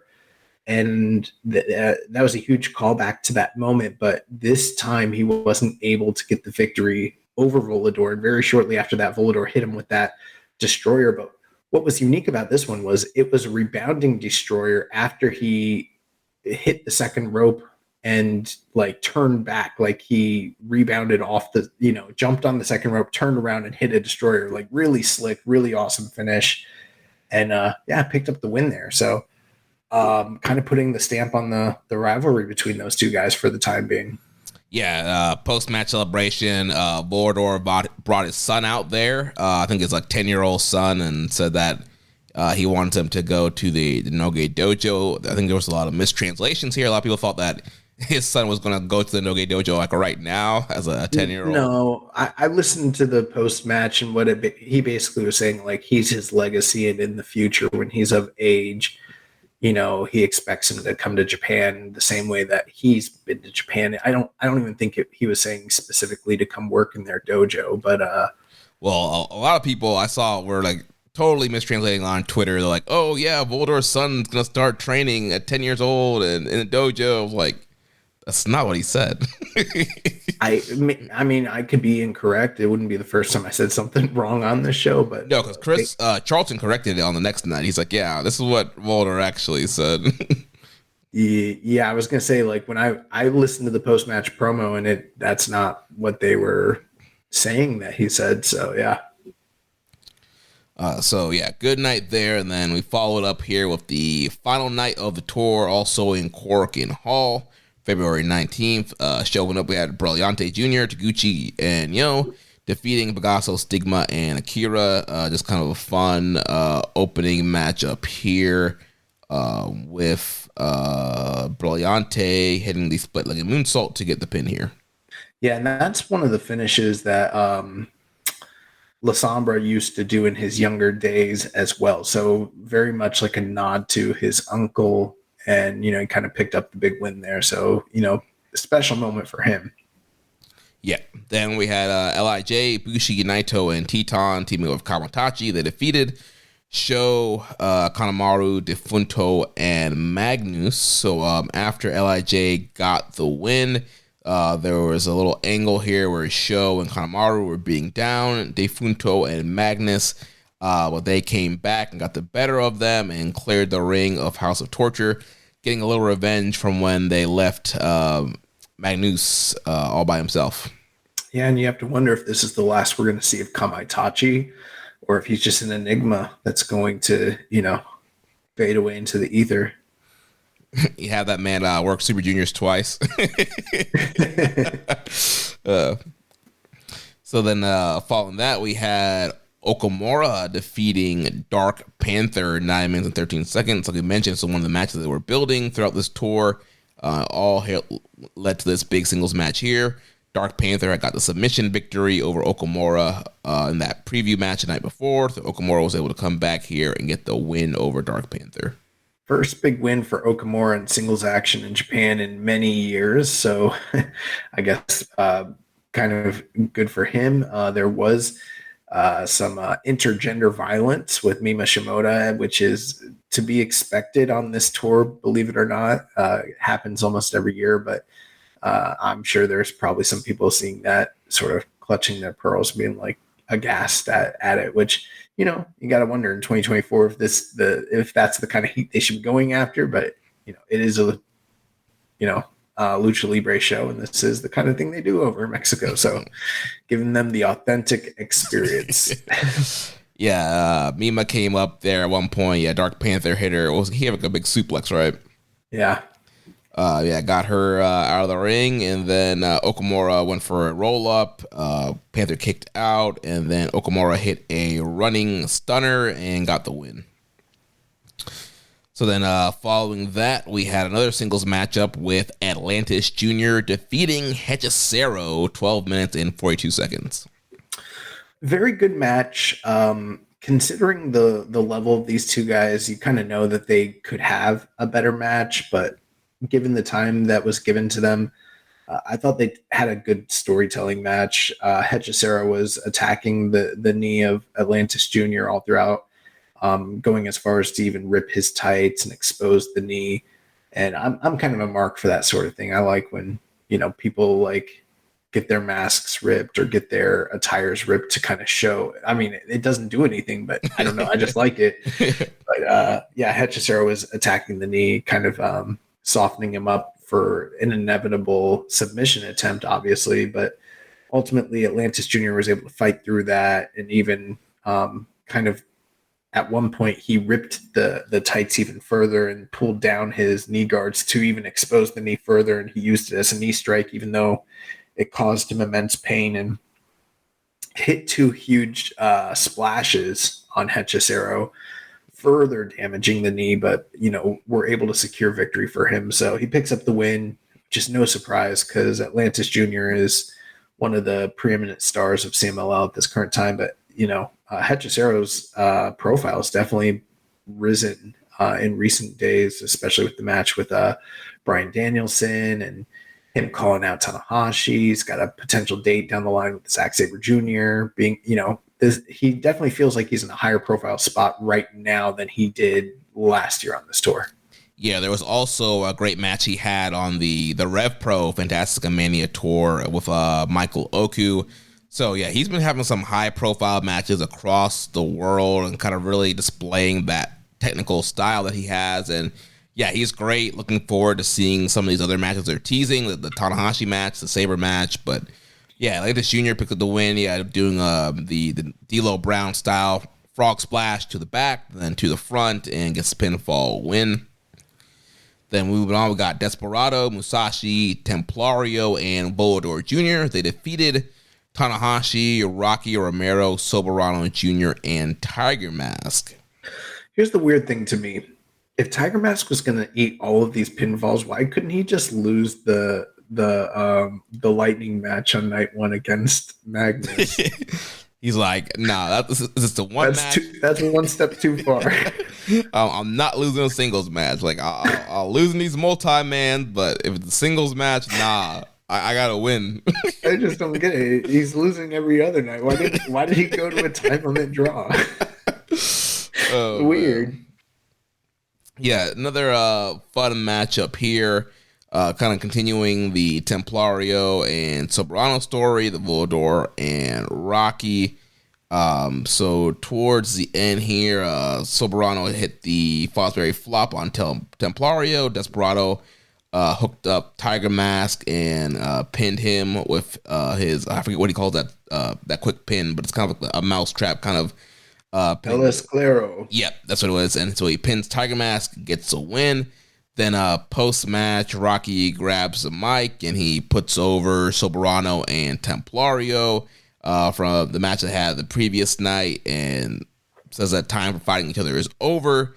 And he asks them if they would want to join a faction with him in CMLL.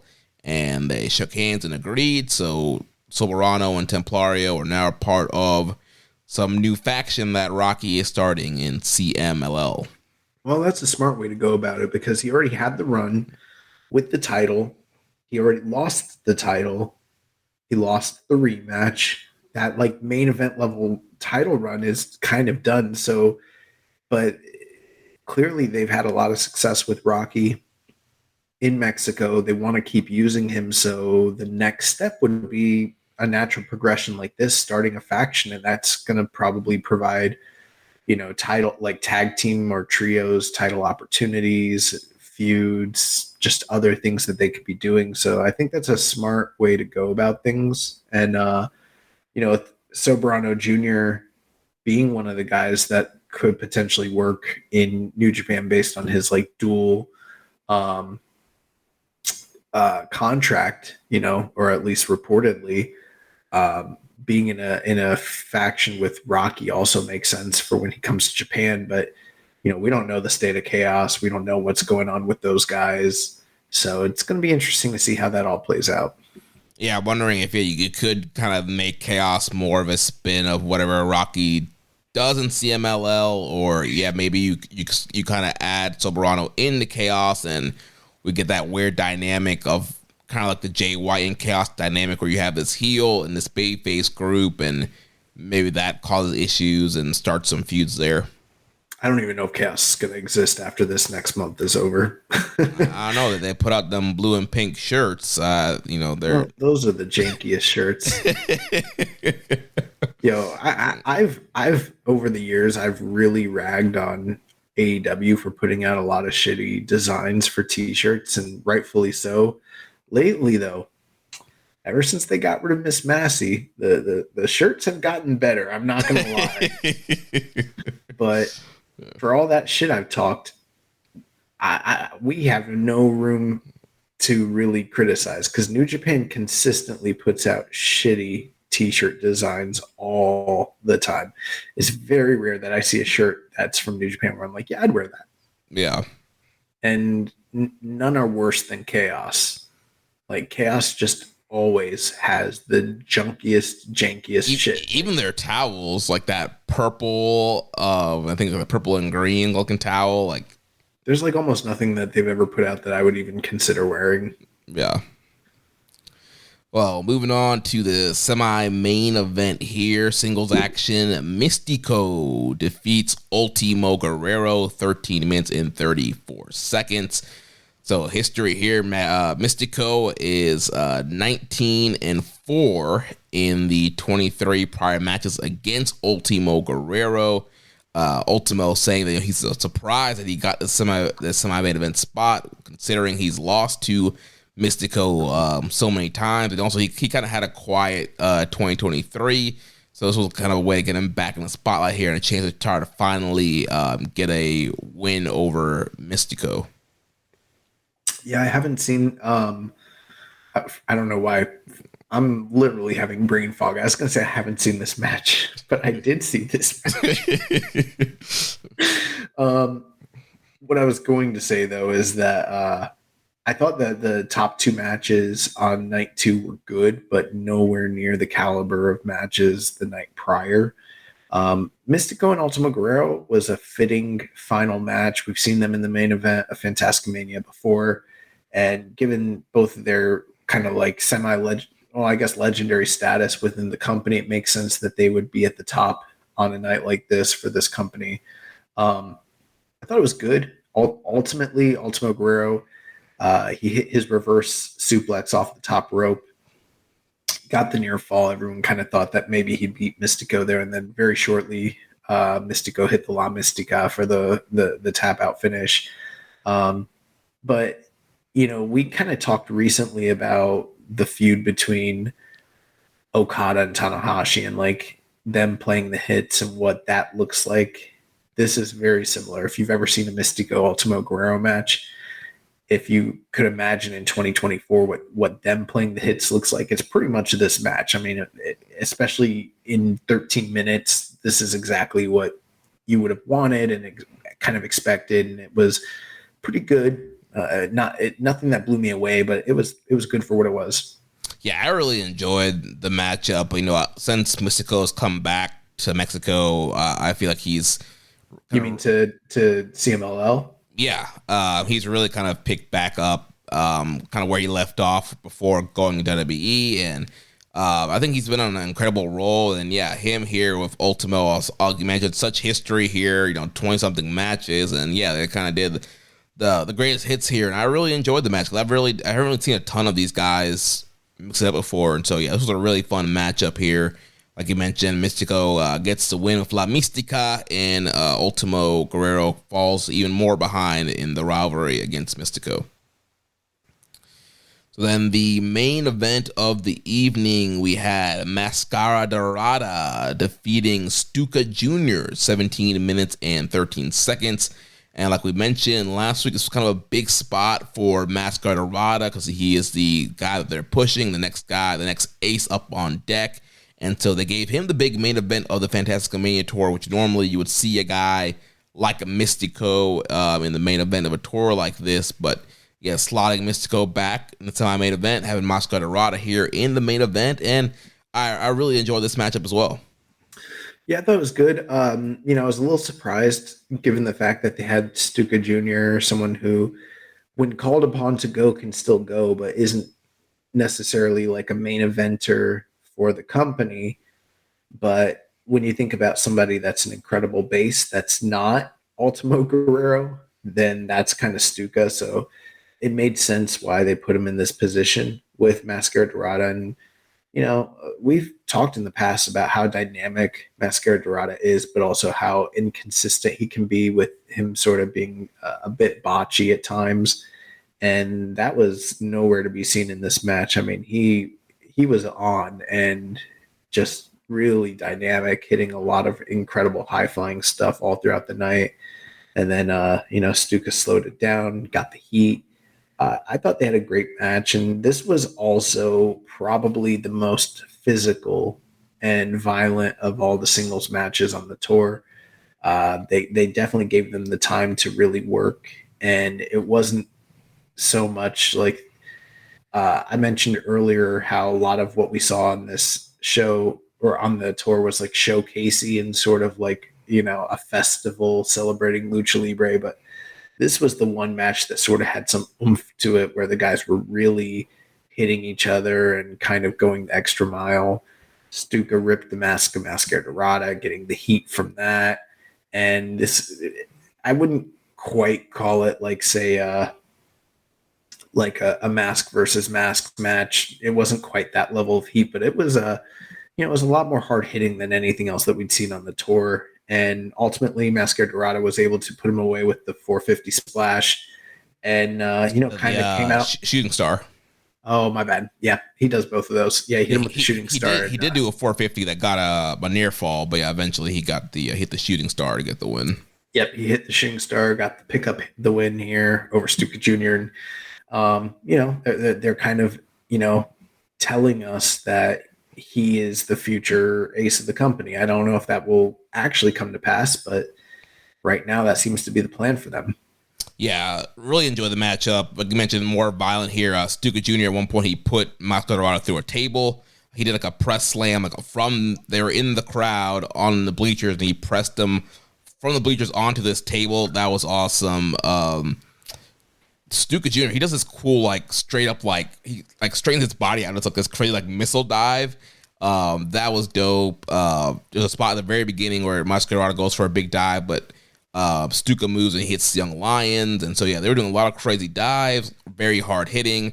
Stuka ripping at the mask, so you kind of see a little bit of Mascara Dorada's face. His hair is coming out the mask. And so, yeah, more heat here. Really trying to get Dorada over, get some sympathy here for him. Yeah, he had a great come back with the 450 shooting star press, which is his big finish nobody kicks out of. And yeah, he gets the big win. He gets to do the closing speech for the tour. Then all the other luchadors came out for the traditional picture, got the music, everybody's hugging, clapping, going to the fans.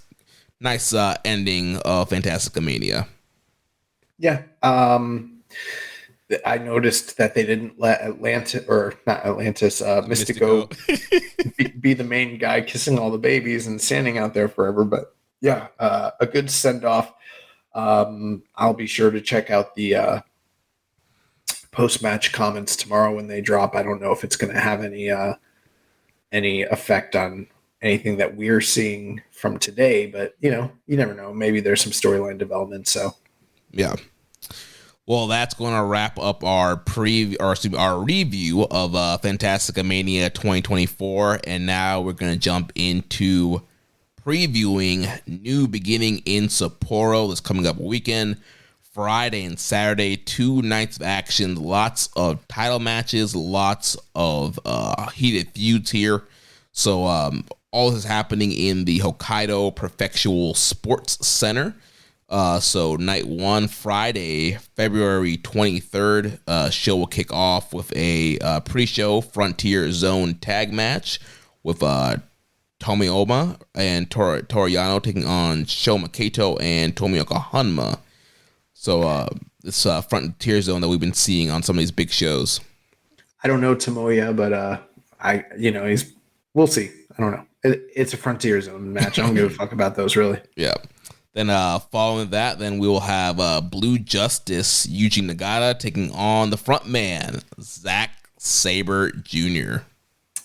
Yeah, so this is kind of an interesting one. We just saw Zack, coming off the big win with Bryan Danielson. The last thing we heard was, Danielson kind of mentioning that maybe down the line they'd like to do it again. It's one thing I forgot. last week was like, people were asking us what's the most neutral location where they could do this. The obvious answer was sitting right there, and we totally missed it. They should do that match in WWE. That's the most neutral location that they could possibly do it. Oh my gosh.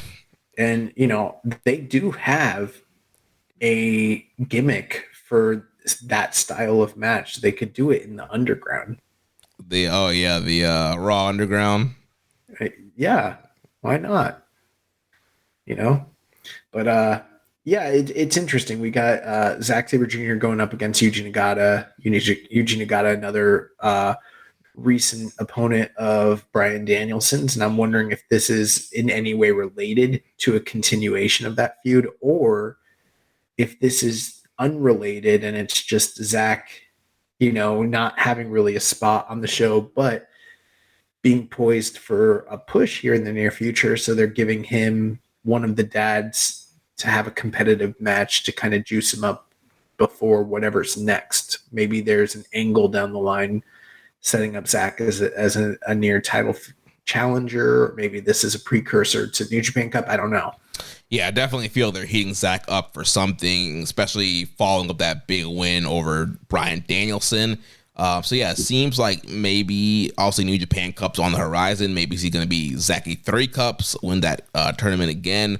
Or, there's a couple other shows. I mean, we got Windy City Riot. There's the Resurgence show in May. There's also Sakura Genesis in April and Dontaku in May. So there's a lot of big shows coming up where even if he doesn't win New Japan Cup, he could potentially still be a title challenger and challenge for any of those big shows. If he's going to challenge, he should win. Yeah, I agree. Following that, we'll have Bolton Oleg, Ryusuke Taguchi, and Tomioka Hanma taking on the House of Torture team of Ren Narita, Yoshinobu Kanemaru, and Yujiro Takahashi. So just kind of standard multi-man matchup here. No real story. I'm going to guess House of Torture gets the win here. Yeah, most likely. Then following that, we will have Kazuchika Okada's second to last match with the Chaos team. Hiroki Goto, Kazuchika Okada, Tomohiro Ishii, Yo, and Yoshihashi will take on the United Empire team of Callum Newman, Francisco Akira, Great Okan, Hanare, and Jeff Cobb.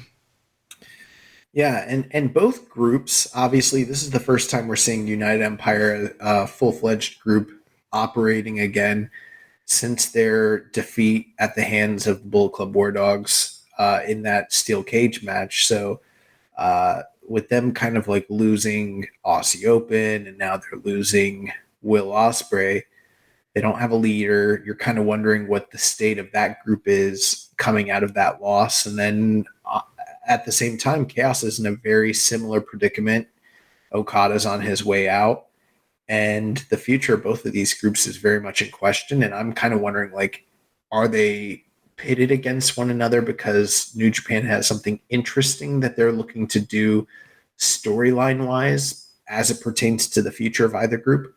Or are they just going to do the chalk thing where it's like, these are just undercard matches, Okada's there, they'll probably celebrate him a little bit when it's done, and nothing interesting is happening out of these? And I could see both happening realistically. Yeah, I mean, I don't know. It just kind of looks like, hey, let's get Okada a chance to team with his buddies one last time. One last ride for Chaos, and it's going to be a fun matchup, emotional matchup, and then, the match's going to end, and we'll move on. Yeah, you put it better than I could have. But yeah, that's what I'm wondering. Like, is that the chalk thing that they're going to do? The New Japan thing where nothing comes out of this and it's just an emotional farewell? Just fun, something on the undercard. But they do have the opportunity here to do something. And I'm not saying it needs to be, this blowaway, earth-shattering angle that shifts the landscape of New Japan. It doesn't need to be that, but got two groups here right now that are very much in transition, do something with somebody. Get somebody over. I'm not going to give you guys the ideas, but it's right here. You got these guys going back to back 2 nights in a row. If not now, do something. It's gonna look bad if we're like a month from now and both of these groups still exist, but they have no leader and they're just kind of aimlessly floating out there the way that I live my life. Just. But yeah, hopefully something comes of it. I guess we'll see what happens. There's a similar match on the following night we'll get to. So then after that, we will have the final preview match between Los Ingobernables de Japón and Just Five Guys. So they all have big matches the following night. So the final 5 vs. 5 preview match here. Naito's really been lighting up Sonata on the post-match comments, talking about I'm here doing the tour, working all these matches, kind of enjoying myself. Doki's here doing the same thing, but Sonata, for whatever reason, couldn't work the tour. What is he doing to build up the match in the meantime? Is he doing press?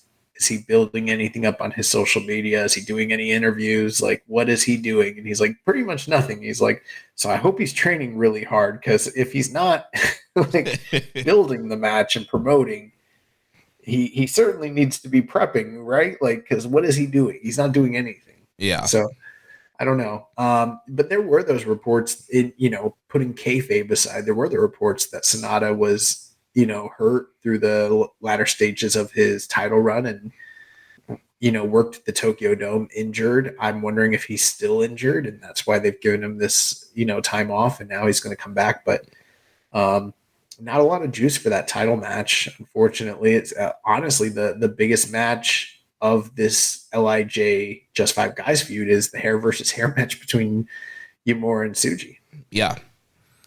So yeah, look at the final preview here. Hopefully they can do something to heat that match up. But yeah, definitely Tsuji and Yamura are kind of stealing the show right now. All right, so following that, we will have a series of championship matchups.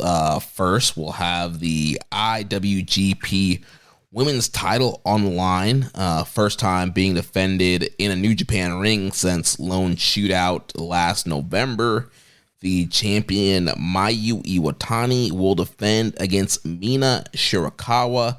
Mayu has a 2-0 record against Mina.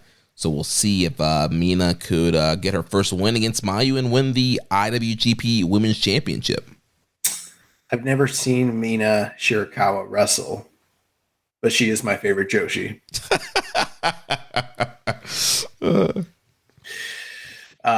But no, I'm looking forward to the match. I think it's like you mentioned. I mean, the last time the title was defended in a New Japan ring was November. But the last time it was defended in a Japanese New Japan ring is all the way back when Mercedes defended the title in that triple threat match at what was that, Dominion? I think it was Sakura Genesis, right? Sakura Genesis. So it's been almost a year. And the entire point of that title was to be featured on major shows in Japan. And that really hasn't happened. So I'm glad that they're starting to do that. Kind of echoes some of the sentiments I had earlier about the women's match on the undercard of Fantastica Mania. So I'd like to see this happen more regularly, but I don't watch a lot of Stardom, to be transparent, but I am a big fan of Mayu Iwatani, and she always puts on great performances. So looking forward to this one. They're calling this card Title Match Friday or something. Yeah. Like that. Yeah. So there's a lot of titles on the line in this first major one, and it's probably going to be good. Yeah, I'm looking forward to the match. Yeah, big fan of Mayu. I have not been able to invest in Stardom like I did a couple years ago. But also I listened to One Nation Radio, Rachel Allen and James Boyd. That they hit the music, keep us updated on what's going over in the world of Stardom. Also a lot of shake up there for Rossi out of there. But yeah, Mayu and Mina are great. Should be a fun matchup. There was a weird thing where Hiromu, when he was doing his backstage comments, he mentioned that he was going to go out to dinner with Mr. Rossi Ogawa. Are you allowed to say that? Didn't he just get fired? Like, what the fuck? So yeah, I'm gonna guess Mayu's gonna retain just because that movie about her life is getting ready to release. So you probably want her to still be champion while that movie comes out. I couldn't imagine she's gonna lose. Mina Shirakawa is not gonna be IWGP Women's World Champion. You know what I mean? Yeah. Not right now, anyways. So following that, the next championship on the line will be the IWGP Junior Heavyweight title. The champion, El Desperado, will defend against Sho. They have a 2-2 record in singles matches. I think that Desperado does win, although I couldn't discount the idea that they do a screwy finish and put the title on Sho, as much as people don't want to hear that. The main thing that gives me pause is that stipulation where he has to join Strong Style. That just seems kind of like out of left field. And I could see why they might do that, because hypothetically, Sho loses, he might be able to, kind of translate that into a gimmick change of sorts that might be very necessary for him, a reboot. But at the same time, they might be saying that because they don't have any intention to do it. Keep in mind, this is the junior title, and the junior title has historically, up until recently with Hiromu, it's switched hands very often within one or less title defenses. So you just never know. I expect Desperado to win, especially since he's probably the bigger marquee name that would make sense to face off against Naito at the anniversary show. But who knows? Stranger things have happened. New Japan makes weird decisions. You just never know. I'm going with Despy, but I don't think it's a 0% chance that Sho could win. Yeah, I'm also going to go with Desperado. I don't know. I feel like with the anniversary show and them doing heavyweight champ versus junior champ, I think obviously the money match to do is Naito versus Desperado. If it was up to me, I would not be booking House of Torture show in a main event. Maybe if it was 2019 show, all right, that's a different story. But right. I think the right booking call here is to have Desperado. Maybe we'll have Desperado debut some new members of Strong Style, because it's just him and Suzuki right now, so he needs some help to get even the Does odds. Suzuki even go here anymore? I know. I feel like it's been a while since he's been on a tour. So yeah, Despy needs to reload Strong Style. He needs some help to fight off against House of Torture. His partner Wato is injured, so that could be a cool way to bring some people in. So then following that, we will have the never openweight title on the line. Evil will defend against Shota Umino. I'm hoping that Shota gets the win here. I saw his hair that he posted online, and I'm hoping that's not the finished product, because it's not necessarily looking like Ace material. But I just I'm never gonna go for Evil. I hate Evil, so I'm hoping that Shota Umino picks up the win here, and I feel like that would be a good direction for his character and probably for the product in general. Yeah, at this point, I kind of feel like it'll be a little bit of a booking malpractice if Umino doesn't win this here. We keep talking about it over and over again. They need to push the young guys, and you start getting the young guys over. And you're not going to do it with them losing for several years and then giving them a big win. Like, now's the time. With Okada gone, Ospreay gone, all their big stars have left. There's no more Jay White, no more Kota Ibushi. Like, there's a lot of top spots. There's a lot of guys that they need to start pushing. And so I think now is the time for Shota Umino. I think he's proven himself. And I think, if I'm them, I strap him up here, have him beat Evil. He beats a former IWGP heavyweight champion, captures his first New Japan championship, and you set him off into a good direction. Yeah, I agree. Also, I don't think the match is going to be very good. It's evil. So, I don't want to hear people talking about like, oh, Shota sucks. He couldn't carry evil to a good match. Nobody carries evil to a good match. He's evil. Yeah, I mean, I'll be excited if he can get like a 3.5 out of evil. But there's going to be, regardless, there's going to be a lot of torture bullshit in this match. Oh, of course. But also, if Umino being part of Hantai, he'll have people to kind of fend off House of Torture. So if he's smart, I could. I mean, they've been doing it on the tours where like those guys help out. So I can see a thing where like Tanahashi and all those guys like run out, make a save, and Tanahashi's like, Pinna! But Umino gets the win. So hopefully that's what happens. Well, I don't think Tanahashi's going to be able to be out there given too much energy because he's got his own title match right after that. That's right. Yeah, Tanahashi is in the next match. That is the NJPW World Television title match. The ace, the president, he will be defending the title against the King of Bros, Matt Riddle. This is an interesting one because,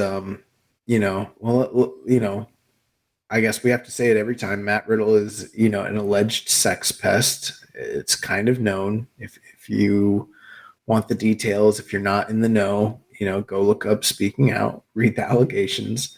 And that's just one of several. There's other issues just aside from that stuff. But when it comes to the actual wrestling, I think right now in 2024, Matt Riddle is many, many levels above where Tanahashi is just from a physical standpoint. I mean, it was glaringly obvious all throughout the Fantastica Mania tour that like Tanahashi is hurting. Like he is hurting. Like he didn't want to take bumps. Like the way he moves. Like, and I know this is a continuation of what I've been saying for it feels like almost 2 years now, but it's becoming more and more and more pronounced. It's worse, yeah.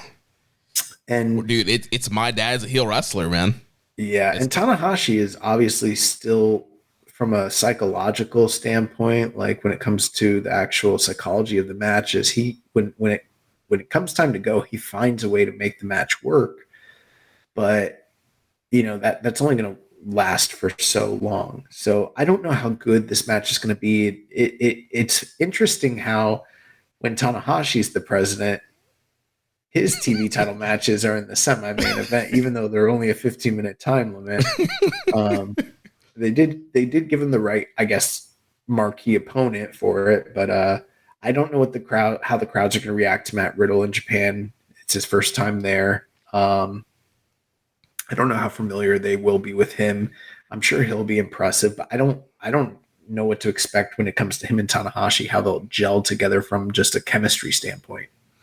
Yeah, it'll be interesting to see how that all kind of plays out, what kind of match it is. And yeah, like you said, yes, Matt Riddle, you can Google the allegations. Definitely not the high person on the list that they should have been bringing in, but New Japan's going to New Japan and bring in guys like this. But unfortunately, he is, still an incredible in-ring performer. And from an in-ring standpoint, I think he's going to deliver. And with Tanahashi's psychology and what Riddle can do in the ring, I think that she can do something pretty good here.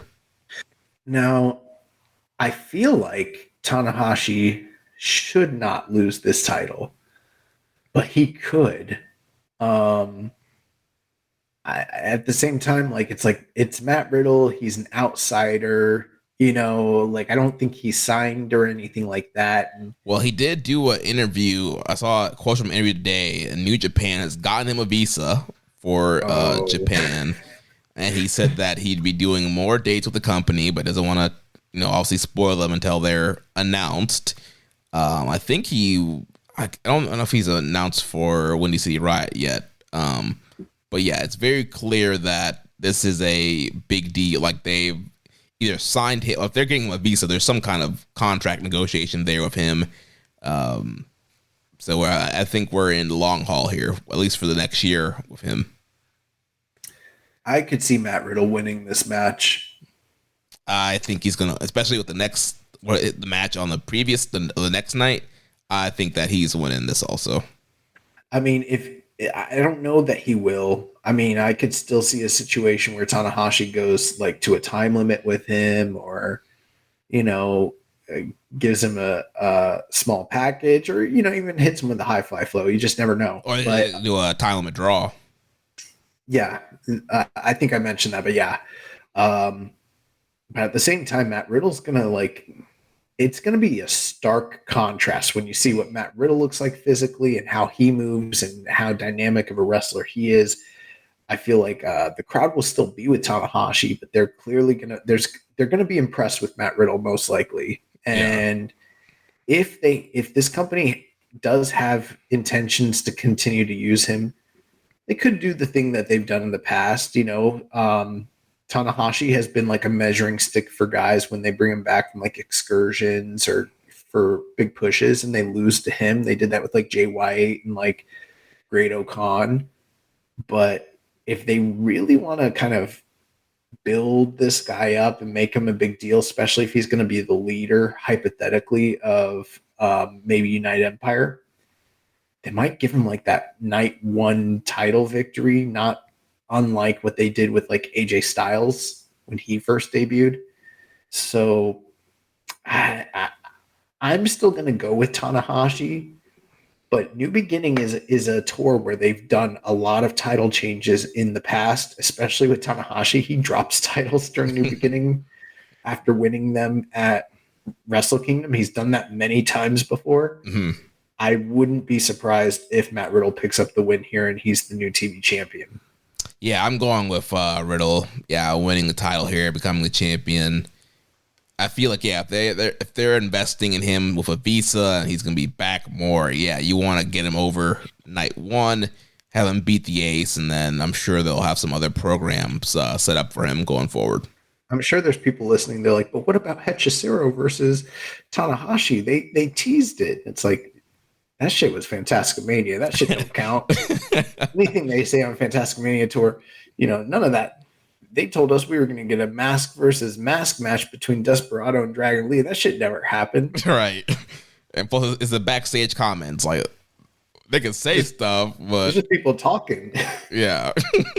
Unless it's signed by the championship committee or the IWGP, like.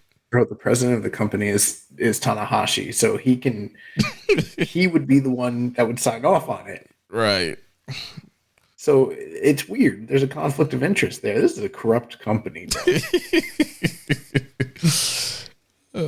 So following that, the main event will be for the IWGP Global Heavyweight title.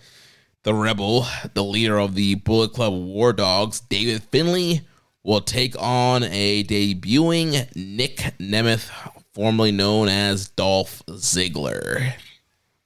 So this to me is the most interesting of all the matches, because in my opinion, when it comes to Nic Nemeth, I've always wondered what someone of his ilk being in Japan, what that could potentially look like. And if he were to continue, now we know he signed with TNA, so that's kind of going to be his home, but I'm hoping that for however long it is that he is, I almost kind of get the weird feeling that like this is just him doing like a similar stint that like say Trinity did, where like a year from now he's just going to show back up in WWE at the Royal Rumble, and that will be his like, this will be him like getting out there doing his thing.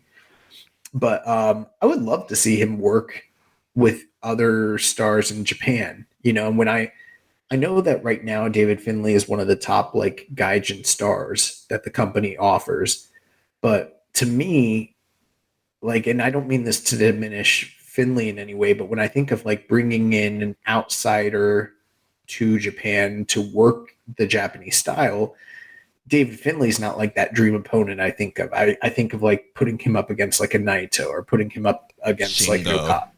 Yeah, Shingo or something like that. So down the line, I'd like to see Nic Nemeth work with a Japanese style wrestler in Japan. But for the time being, they've got him there with David Finlay.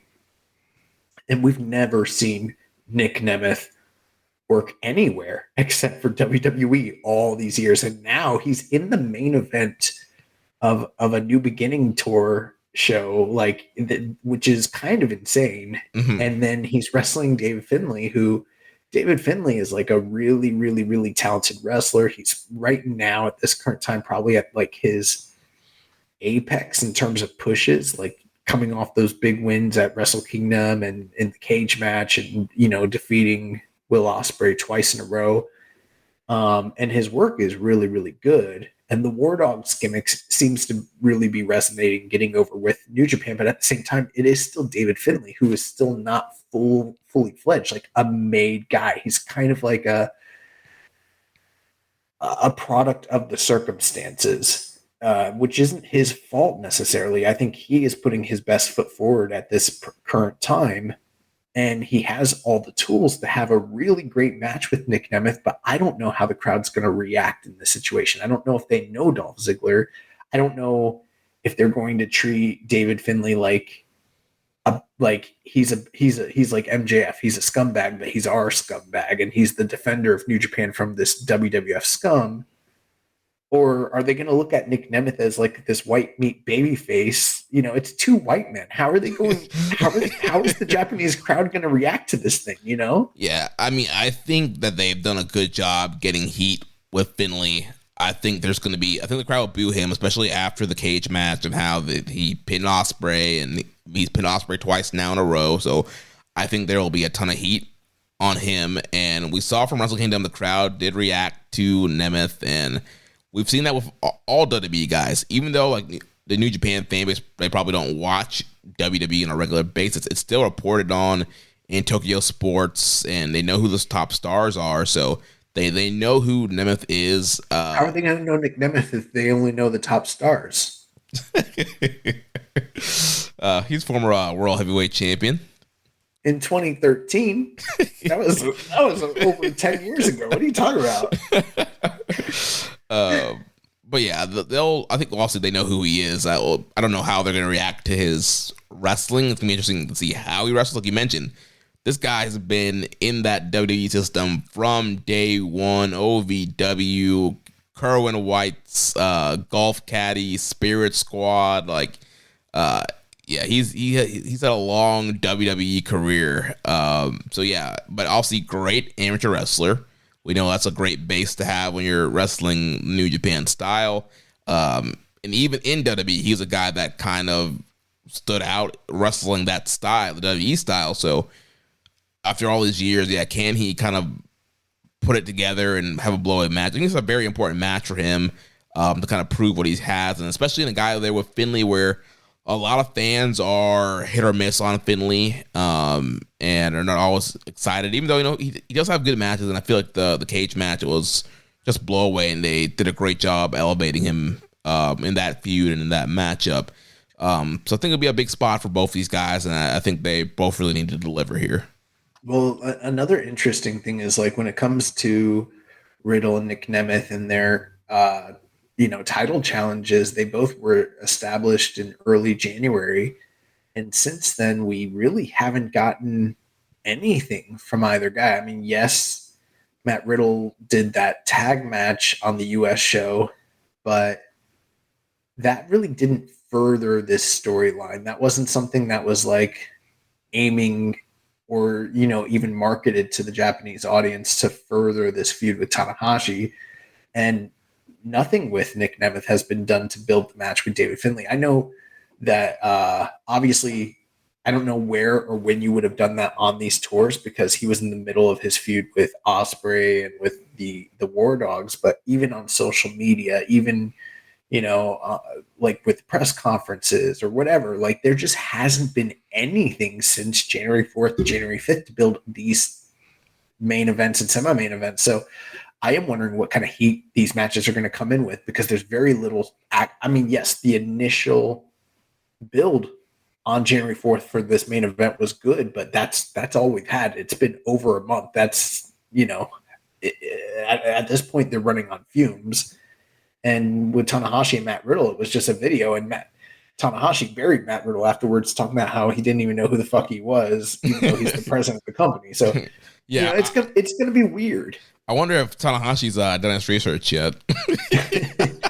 It's gonna be weird, but yeah, I think that this is an interesting card. I mean, depending on what your proclivity is, you could look at this and be like, man, there's a lot of title matches. There's a lot of like kind of outside names. This kind of looks really great. Or there could be a more discerning eye and be like, damn, it's Dolph Ziggler, David Finlay in the main event. Like, broken down Tanahashi versus Sex Best Matt Riddle, an evil match, a show match, women. I don't know about this.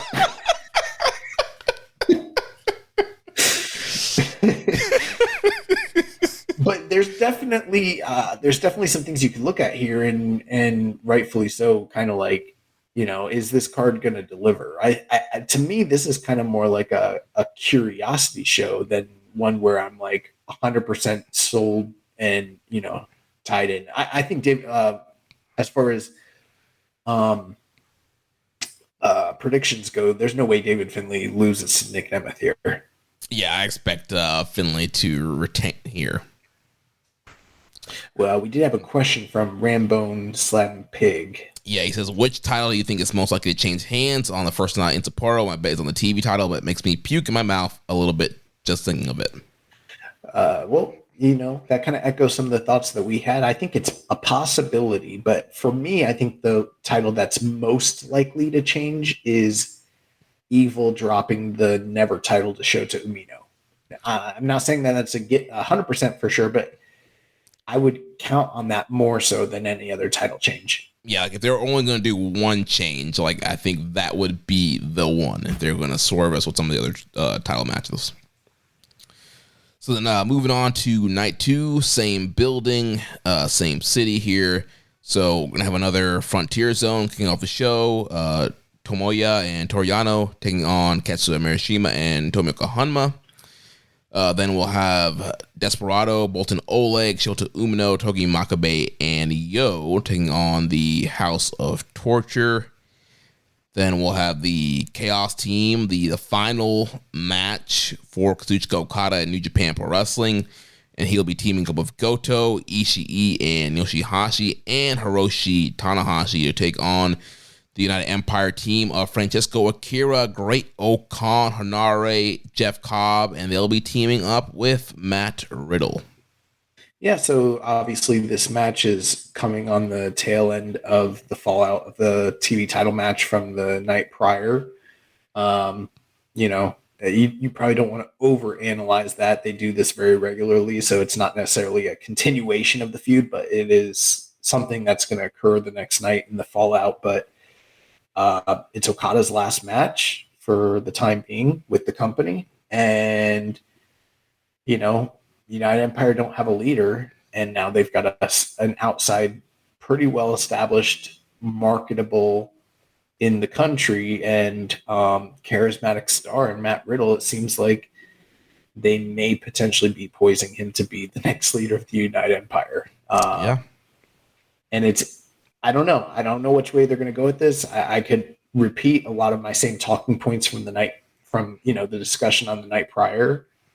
I don't know how they handle this. If this is just the last ride for Okada and Tanahashi and Chaos, and they ride off in the sunset. Maybe we're overanalyzing it. They're not going to do anything big, or maybe there's a big flashing angle alert here. I don't know. Yeah, honestly, it could be any of the above, and it wouldn't surprise me. I mean, hopefully they do take advantage, do some kind of angle with this being Okada's last appearance and not just a big old farewell thing. So, yeah, we'll see what happens there. I did want to mention something. On last week's episode of Super J-Cast, they were teasing pretty heavily and pretty much, without saying it, reporting that Jungle Boy is going to be a participant in this year's New Japan Cup. He's also facing off against Shota Umino at Windy City Riot coming up here in the near future. What are the chances that he shows up and screws Umino out of the Never title? I mean, there's definitely a possibility of that if you want to build a heat there to their matchup, which hasn't been officially announced yet. for Windy City Riot. Jack Perry's been announced for the show, but they haven't announced that matchup. But it's coming. Right, yeah. So they could do that to build the heat and do that match. I would hate that. I think they should just have Umino win, and then you have Jack Perry attack him post-match, hold the belt up, and then you do Umino versus Jack Perry for the Never title at Windy City Riot. So next matchup here, we have GOD versus GOD.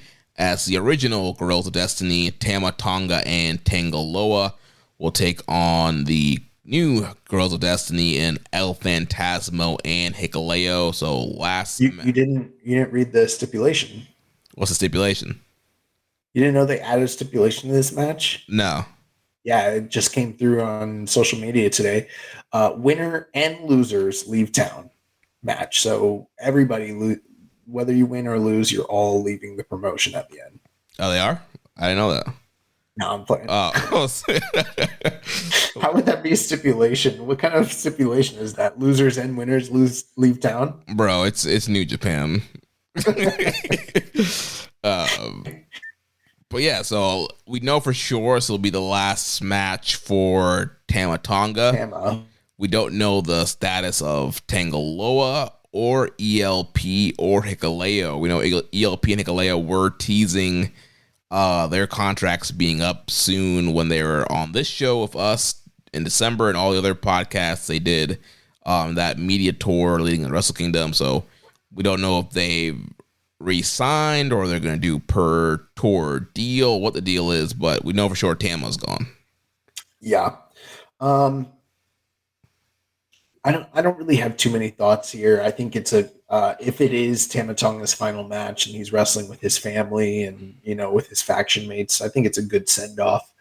I don't know what to expect in terms of how good the match will be. I'm sure it'll be fine. And yeah, it's a good send-off match. So, and if hypothetically, if the new GOD is staying and you want to potentially, push them, which I don't know if they are or aren't, given that they just lost the IWGP tag team titles. But, this is sort of like, if they're going to stick around and be a tag team, this is kind of a bucket list sort of match, kind of a quasi dream match facing off against the other GOD before they're no longer a team or whatever.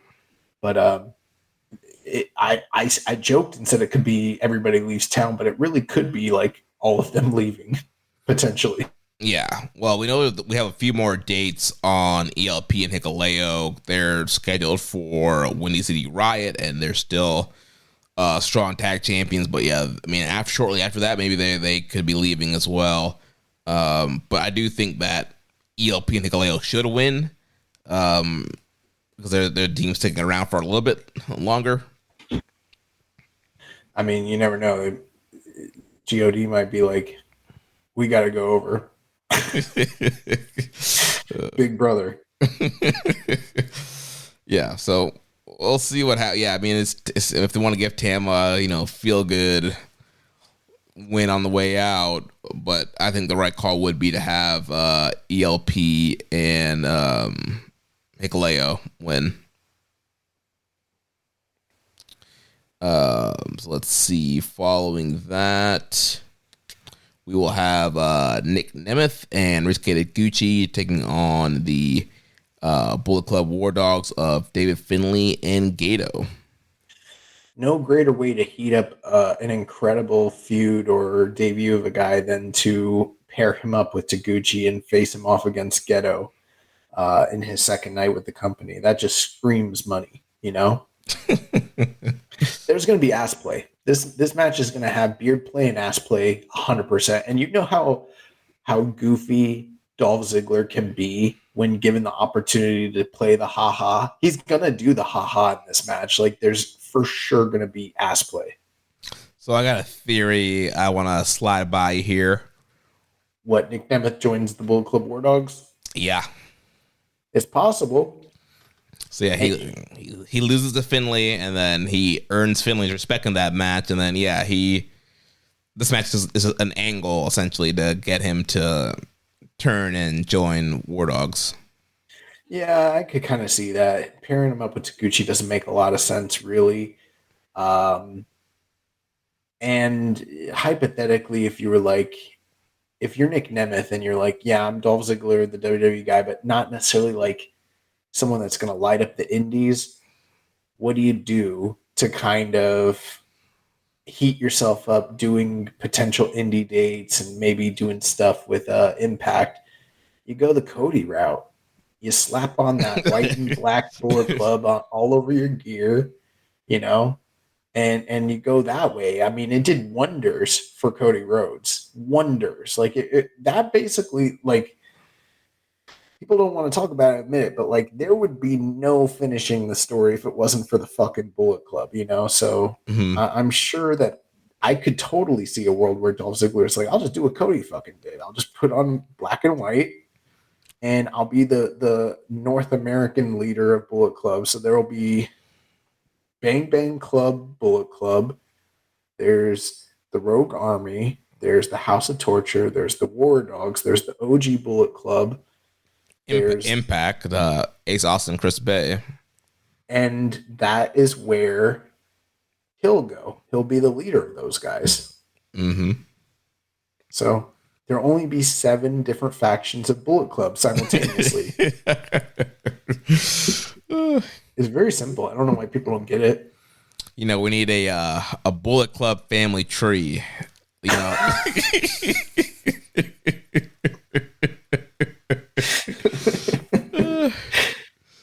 When you talk about his family, you're talking about my family. It all starts with Fergal Devitt. It all starts with Taguchi. True.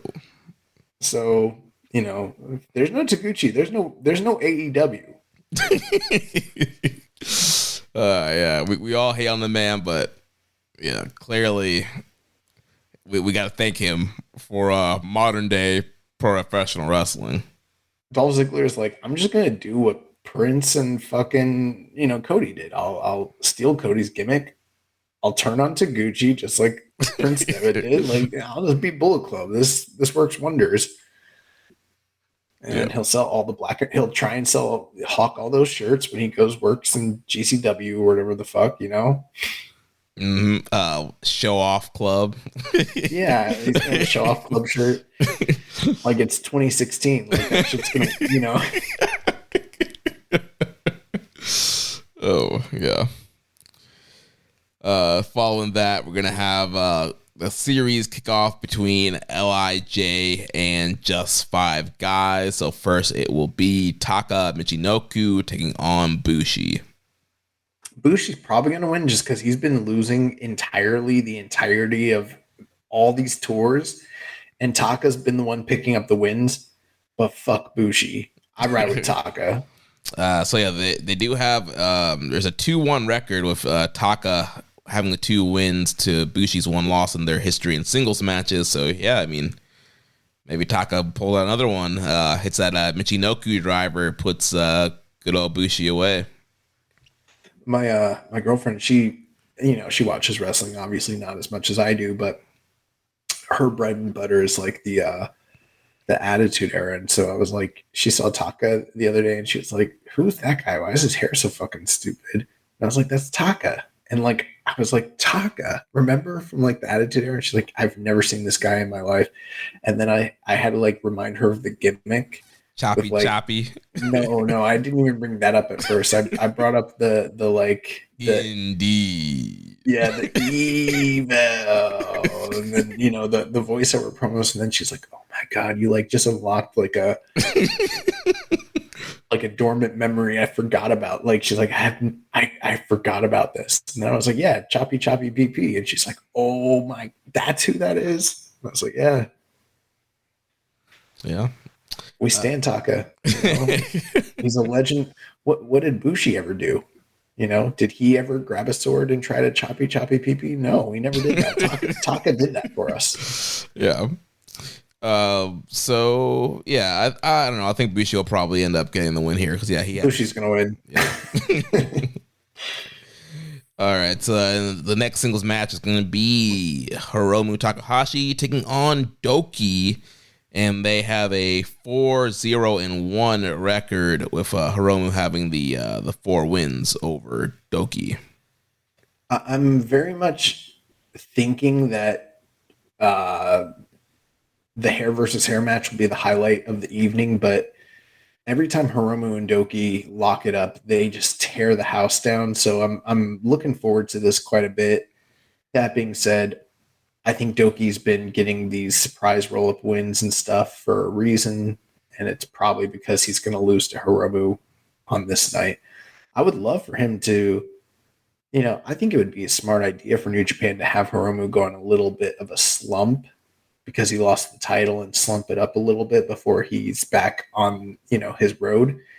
But that's probably not what they're going to do. They're probably going to have Hiromu win here. So I'm going to be riding with Doki, but I expect Hiromu to win.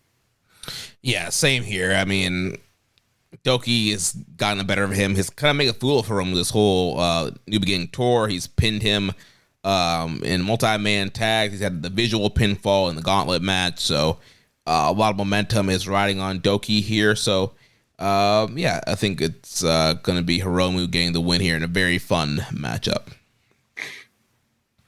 So then following that, we will have Taichi taking on the Dragon Shingo Takagi. This is what's funny? I'm kind of like looking up and down the card and like, I kind of think I'm realizing that I see myself picking everybody in LIJ to win, but and I hadn't even given any forethought before we started doing this show. Like, I wasn't like, oh, I think LIJ is going to clean sweep them, but like looking at, it's just the fact that it's LIJ and how much better LIJ is as a unit than just 5 guys. It's like, I could see them clean sweeping them. At the same time, like the Taichi, you have the records. What's the record with Taichi and Shingo? I feel like Shingo always beats Taichi almost. Yeah, so they are 4-2-1 with Shingo being up. Yeah.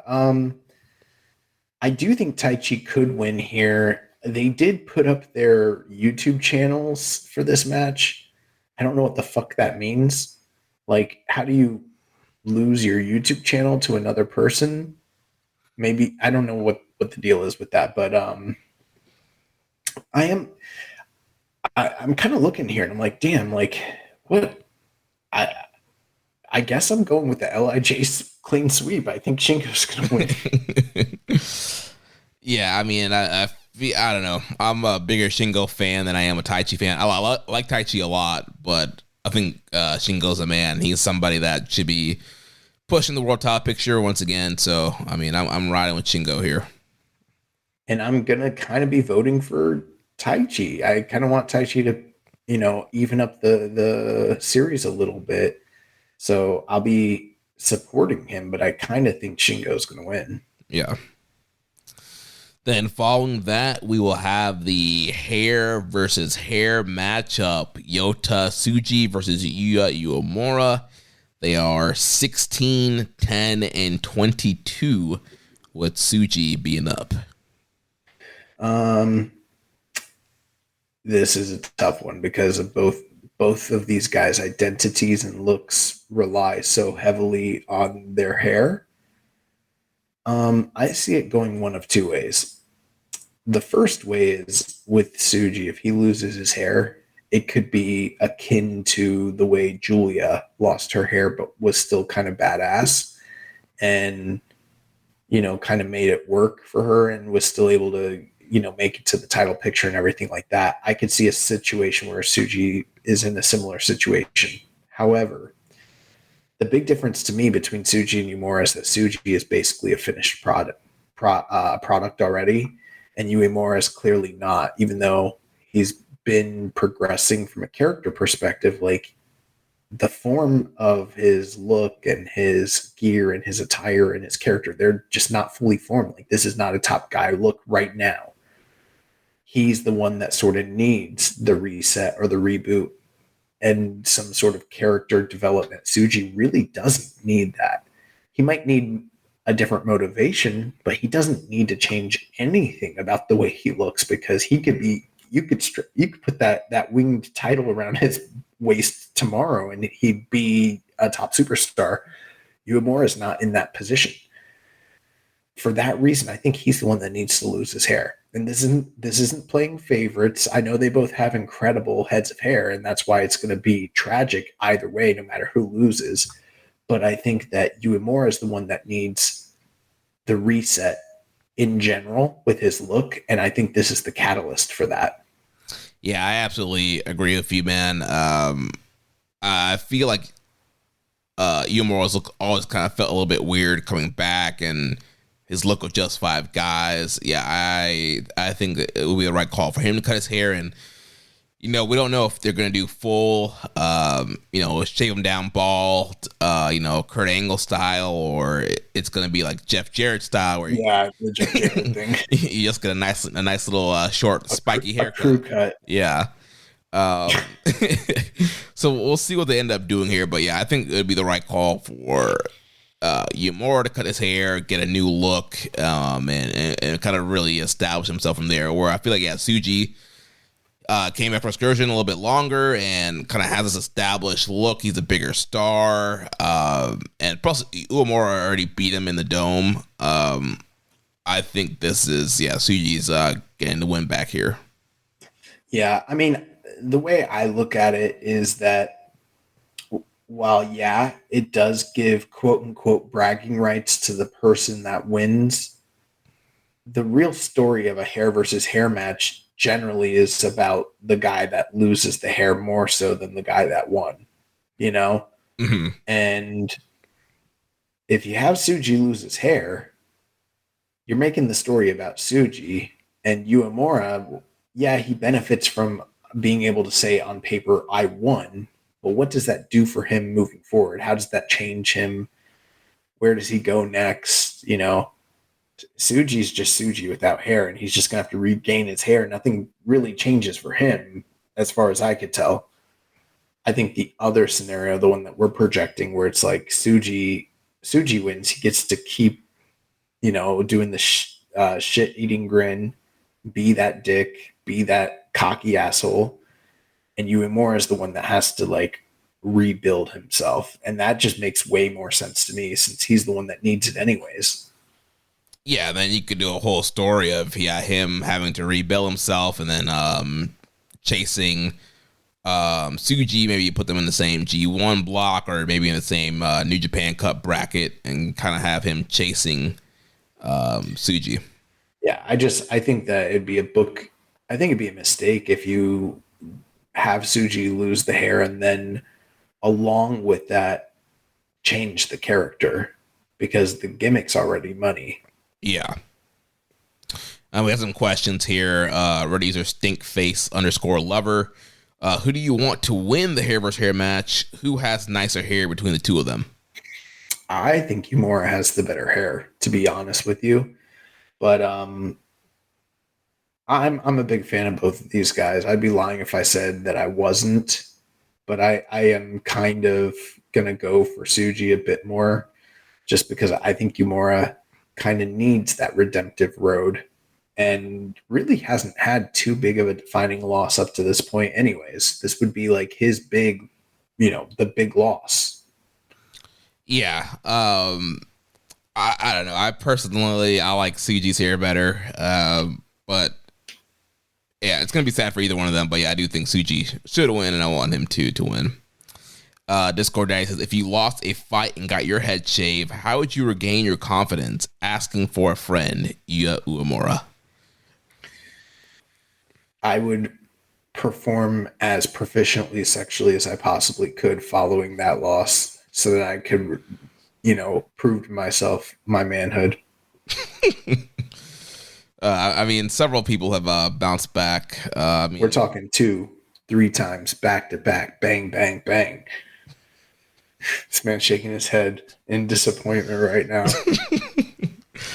Bro, you got your ass beat. So if you got your ass beat, you already know you can't fight. There's only one other thing that you can do to restore yourself and to restore your honor. Restore the feeling. If you're not a fighter, you gotta be a lover, one or the other. Oh man. So next question here, Luchu. Keep you in the game. They're not a sponsor. Keep you in the game. You know what I'm saying? You keep going until they tap out.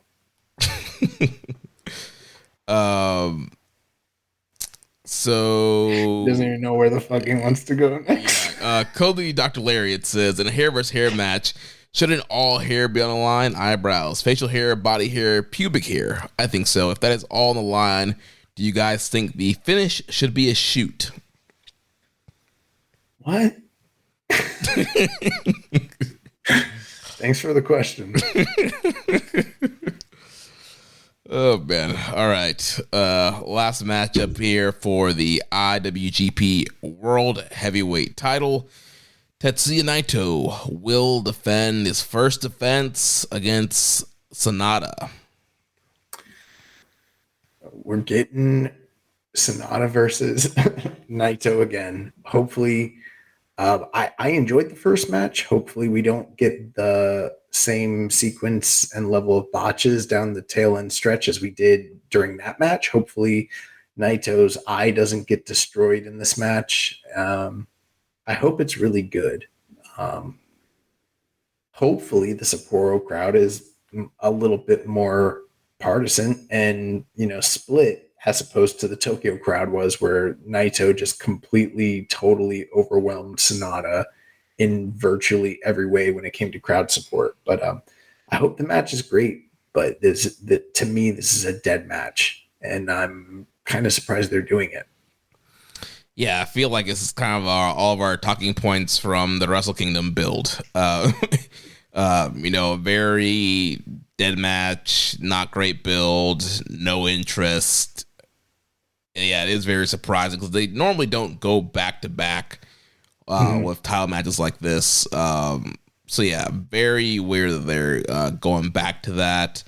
Yeah, I mean, all I could hope for is a decent match and Naito retaining, and then we move on. I would be very surprised if Sonata were to regain the title. The only way I see that happening is if they plan to transition shortly after to another champion, like in a quick succession, and they don't want Naito to be that guy, or if there's like health issues going on with Naito, which is always a possibility. But barring those unforeseen circumstances, I think Naito's going to retain here. Yeah, I mean, I think that is the right call. Yeah, I have a hard time seeing Sonata retain the championship. Well, that's going to wrap it up. We have a couple questions here. Death Triangle 720, for Sapporo shows, do you think there will be a surprise debut? I mean, it's always a possibility, but I don't have anybody in mind that I'm thinking is going to debut. They're already debuting a few people as it stands. Yeah, I think we could see, Jack Perry, maybe Mustafa Ali, some of the guys that they've already kind of introduced this year. Maybe we see those guys kind of continue to establish what they're doing next. Then Rambone says, assuming Naito retains on night 2, what direction do you see his title reign going? He would have a match with the junior champion and a match with Moxley in Chicago on the books, but what's next? Moving on from just 5 guys or circling around to a challenge from Taichi or Uemura? Well, yeah, like you said, the Moxley Chicago match is on the docket. Is that before the New Japan Cup or before Sakura Genesis? It is after Sakura Genesis. It's like it's like a few days, like several days after. Like Sakura Genesis is like beginning at like April 4th or something like that, and then when you see it Riot, it's 10 days later. So basically, the anniversary show's next. So he would have hypothetically Desperado, and then pretty much the winner of the New Japan Cup, which take your pick. I would be surprised if it wasn't. I'd be surprised if it was like how he mentioned Taichi or Uemura from Just 5 Guys. I don't think that we're gonna see them continue this Just 5 Guys feud, but I wouldn't be surprised if it was like one of the young talents like Asuji or something like that.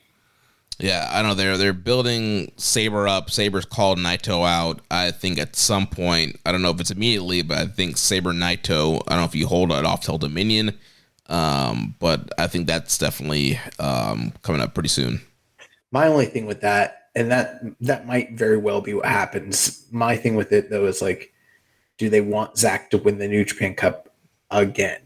And if he does, he's winning that match, which means that the Naito Mox match in Chicago wouldn't be for the world title at that point. Right, which is something you teased when we were previewing it. Yeah, that might not actually be a title match. And you were like, nah, they wouldn't do that. And I was like, yeah, they would. They absolutely would. They already got the people's money. They don't need to, have the title there. It's two big stars, but, I digress. Yeah, and also the interesting thing with that, Moxley is on the poster for the Chicago show. I mean, the California show, Resurgence.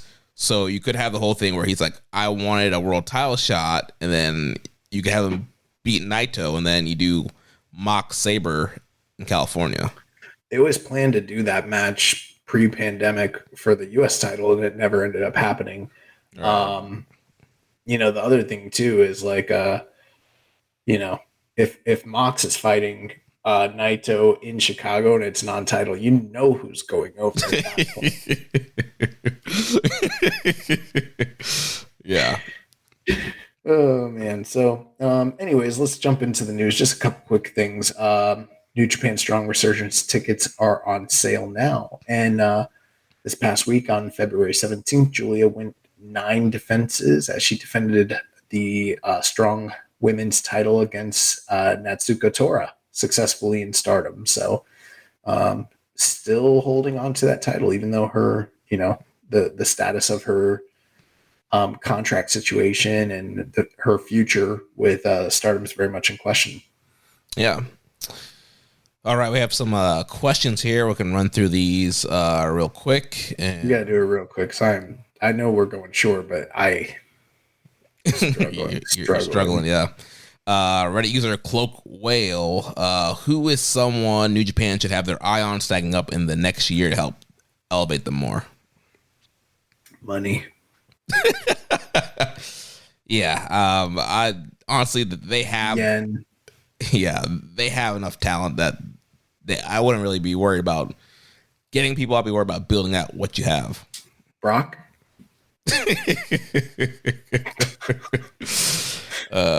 Less Commission 7252 says there was news that Josh Barnett is bringing Bloodsport to Japan on June 22nd. Opinion on the news? I love that idea, and I saw that Suzuki is also involved with it, and they're going to run Sumo Hall, which sounds awesome. At the same time, I just feel like Bloodsport being a bastardization of what shoot style actually is kind of weird. Like, you're going to Japan where they have actual shoot style to do a shittier version of an Americanized version of shoot style. I don't know. It's kind of weird, but it's cool all the same. I think that if they get a lot of the guys that are good at doing shoot style in Japan involved, then it could probably really elevate the Bloodsport brand in general. Yeah, I think it could be fun. The Bloodsport shows are always really fun, and also it's kind of supposed to be more of a shoot style thing, and obviously the history of shoot style in Japan, and so depending on who they get on it, it could end up being probably one of the better Bloodsport shows that they do. Like, they are fun, and I really enjoy them, but like, I always look at those as closer in DNA to like early UFCs. They don't remind me. When I watch those shows, they do not remind me of like Akira Maeda's rings. They're not like that, like they're not good shoot style. They're like kind of like, oh, this is fun. This reminds me of UFC 3. Mm-hmm.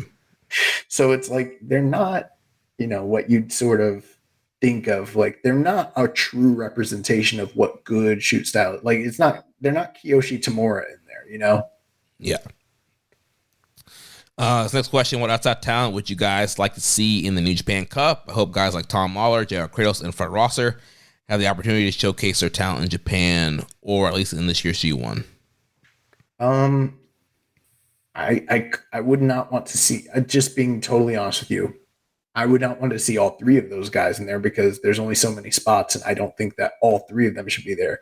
But if you want to throw any one of those guys would be fine. Tom Lawler, let's say, that'd be my pick. Sure, let's have it. I think that they should shorten the field. I'm not opposed to having like a CMLL or an AEW guy in there, or someone from Strong. That would be fun. But I think they should focus on, you know, right now they've lost a lot of big stars, so they need to put the guys that they want to give the most spotlight to here in the near future into that tournament. Yeah, I wouldn't fill it up with a ton of outsiders. We mentioned there's a tease of Jack Perry being in the tournament.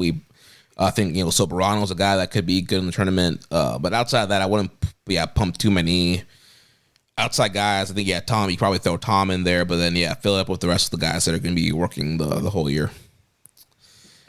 He says, I would love to see CMLL be featured in this year's G1 involving wrestlers like Mystico and Volador Jr., while others like Soberano Jr., Atlantis Jr., Mascot Arata featured in Best Super Juniors.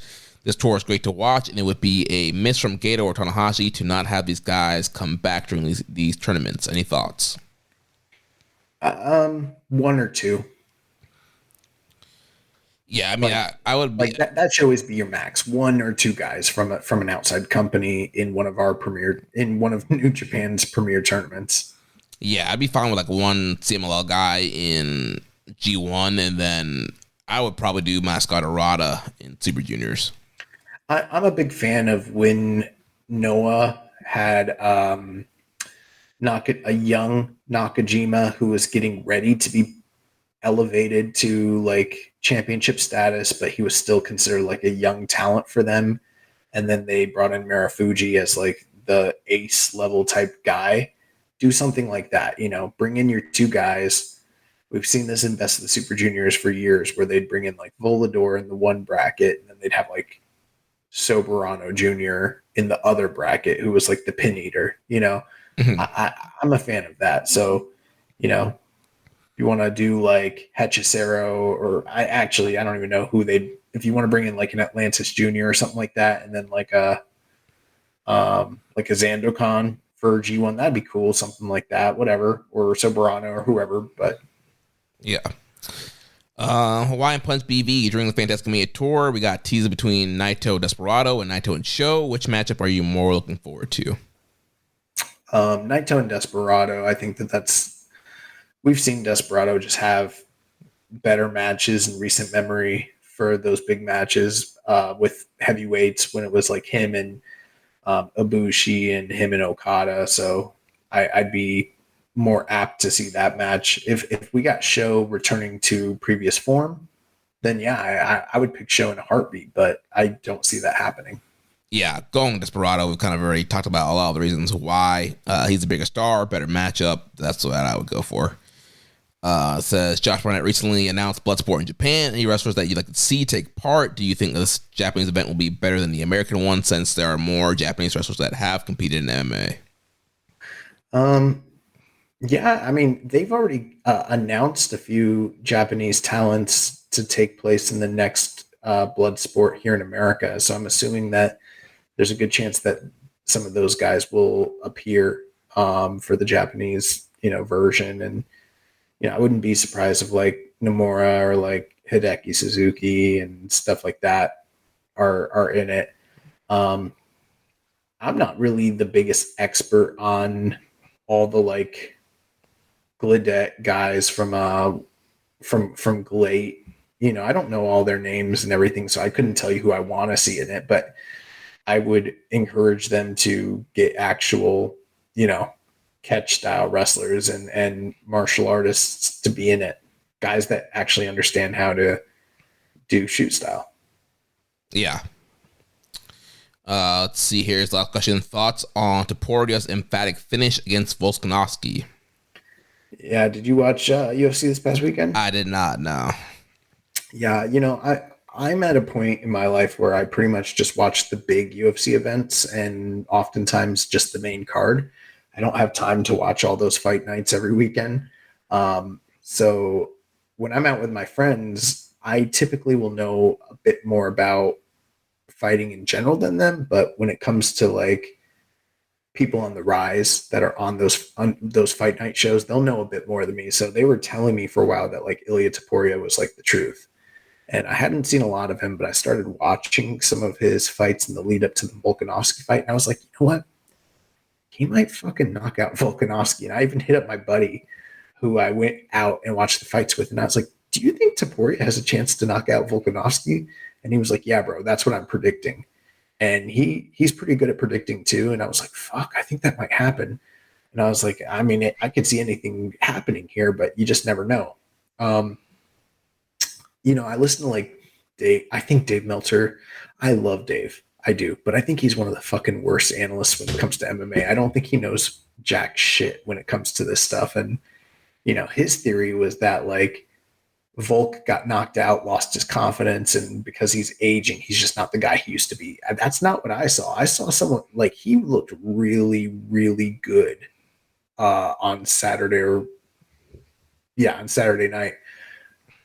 I think Topuria just game planned better. Topuria came forward, had better, like pretty much just his boxing is incredible. He keeps his hands up, you know, in a perfect guard, and he's got good footwork, good placement. He puts a lot of pressure, and most guys at 145 can't deal with the power of his right hand. The problem that I saw from Volkanovski all throughout the fight was like he was going to his left. So he was walking right into range of the right hand of Topuria. And I don't know if he was doing that because when he was younger and he was a bit faster, he could counter off of that. He could get out of range. And he was also going in a straight line backwards when he was dealing with the pressure. And anytime he got close to Topuria, where he'd put him like in the clinch, Topuria immediately just started like rattling off like huge shots to the body, and that would make Volkanovski just, you know, get away. And I think that he just stalked him, and he just was planning to land that bomb, and he landed a few times, and you could tell it was bothering Volkanovski, and then eventually got up against the cage and boom, put him out.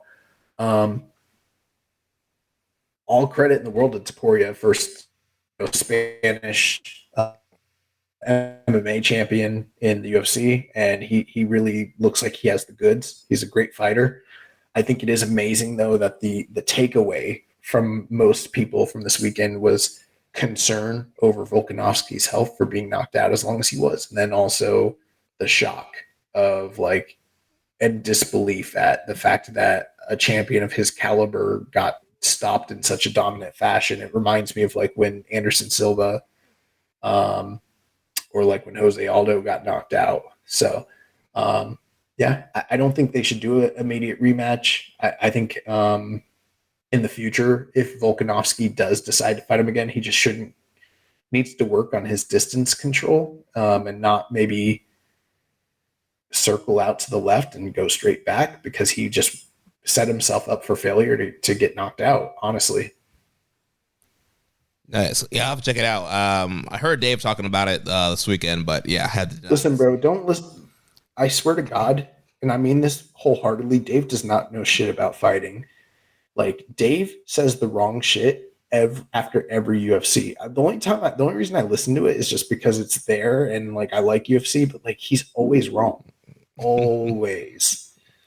Like it's stunning. And now from the business side of things, he does get a lot of that, and he's great at that. He understands, you know, how their business works and making stars. But when it comes to judging fights or recapping what happened, he's never fought. He doesn't know what the fuck he's talking about ever.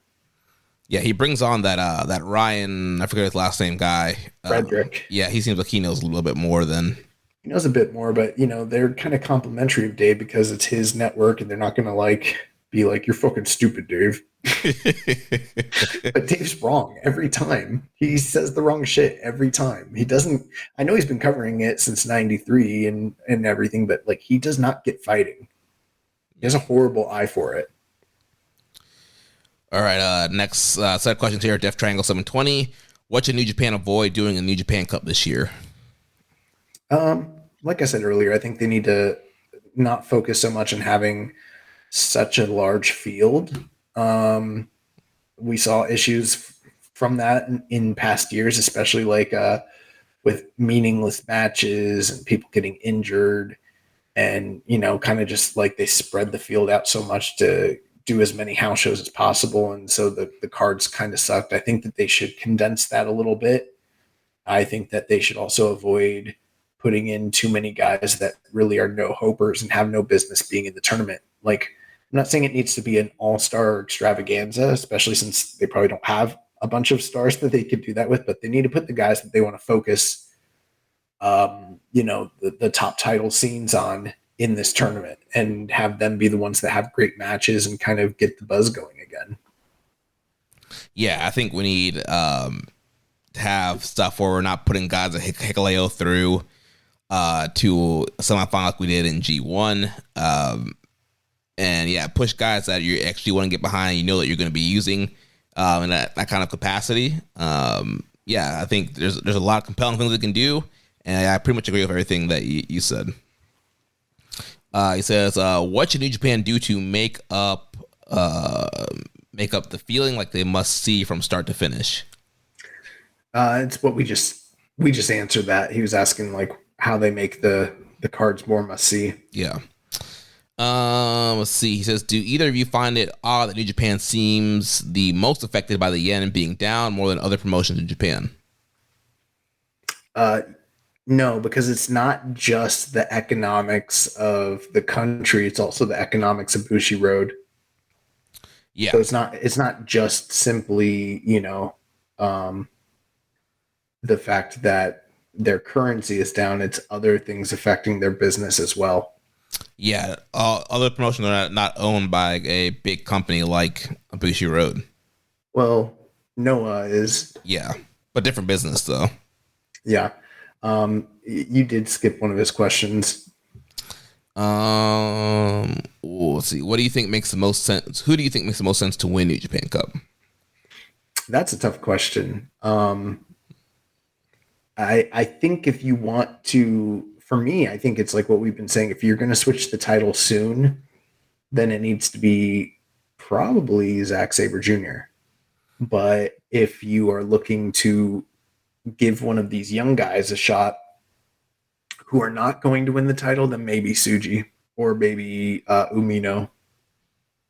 Yeah, I don't know. It's the way that they're pushing Zack makes me feel like he's going to win, which would be first probably. Would he be? Cause how much time has Goto won? Goto's won it like 3 times. Goto won it like 3 or 4 times, and so that's why I'm like, yeah, Zack winning it 3 times is, there is precedent, but it just seems like a lot.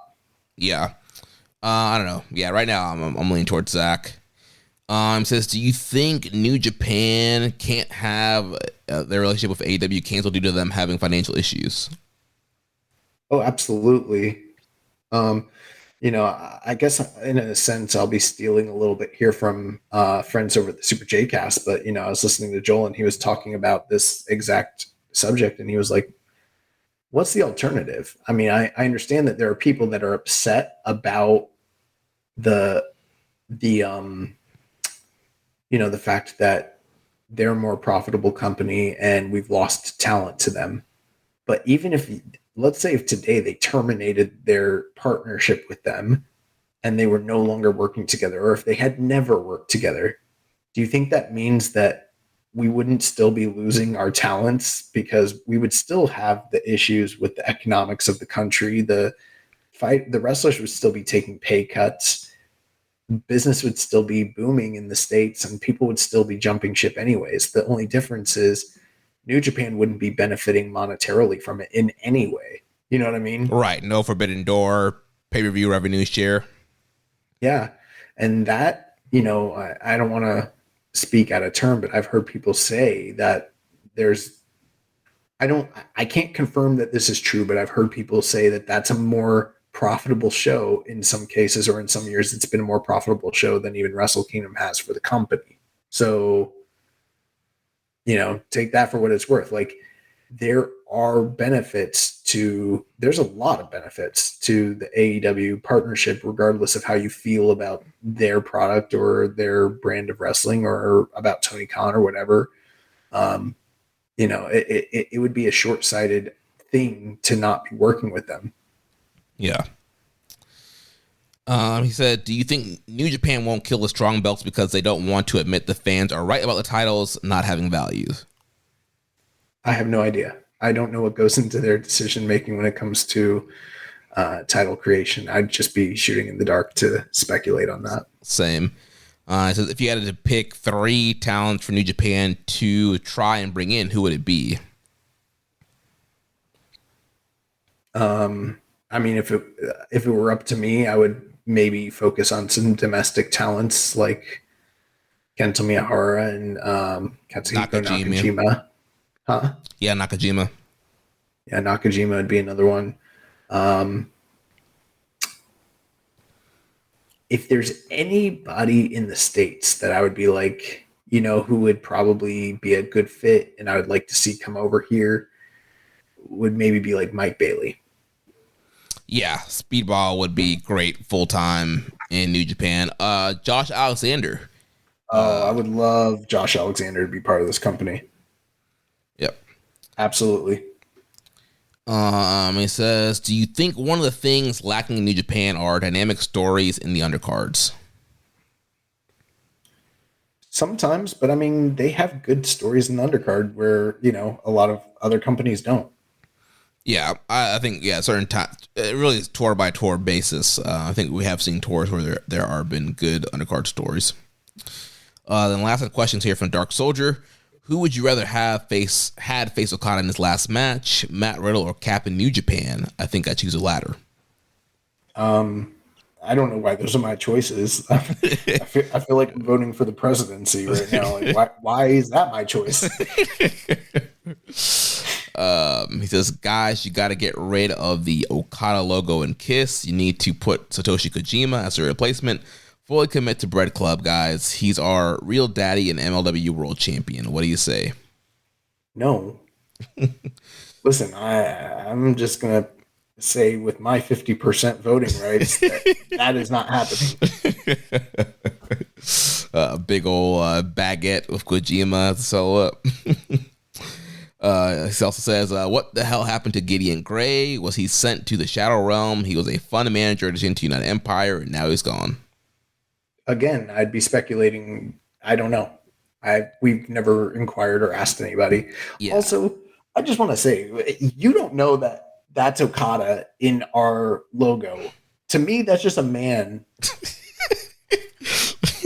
with his arms outstretched. That could be anybody. With arms wide open. Yeah. Presumptuous to assume it's Okada. That's not Okada. You don't even know who the fuck that is. Yeah, with Gideon Gray also, I don't have any information, but just my educated guess would be yen is down. It costs to fly people in. Are you going to spend money flying in the manager, or are you going to save that to fly in other people?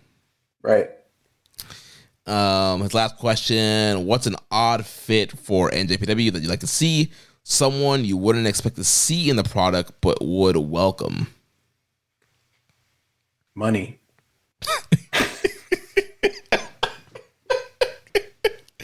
Money. Not that money. The kind that folds. My money don't jiggle, it folds. I don't know, man. I honestly, like, we got a lot of questions about who they should be bringing in. I'm trying to focus on them. Like, I appreciate the questions, but I'm like, they need to build up their fucking stars that they have and stop focusing on trying to bring in outside people. Like, this is go time. We're in the middle of a potential dark age. We need to fucking shore up what we have before we start focusing on bringing in some outsiders. Yeah. I did miss some questions here from Barry Walsh. He says, does doing the podcast ever overshadow or dampen your enjoyment of wrestling? What I mean by that is, despite being in the moment, does knowing your need to remember spots or moments, then talk about them later, play on either of your minds at times, or can you separate your fandom from the podcast? I mean, yeah. So the the thing that it dampens is the necessity to watch everything in a timely manner when it's not always feasible to do that, like with my schedule, with my life. That's the hard part. When it comes to watching it, I kind of already enjoy my wrestling the same way that we discuss it here. Like, I'm already an analytical person as it is. So whether we were doing the show or not, I'd be having these thoughts.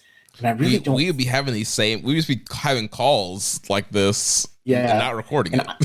And I don't really filter. I don't curate what I'm going to say on the show or filter it in any way because I don't give a fuck.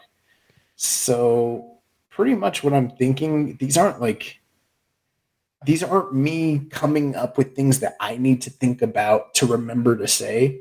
I kind of just forget about them, and then I prep nothing at all. And Jeremy just comes and be like, what do you think about this match? I'm like, oh yeah. All right. Let me dive back into the old noggin and kind of remember what I thought about that match. And then I just talk about it. So I'm sure there's a lot more professional and efficient ways for people to do all this. And I'm sure if they were, really working hard to do all this, that'd be one thing. But I don't prep notes. I don't take any notes. I don't do anything like that.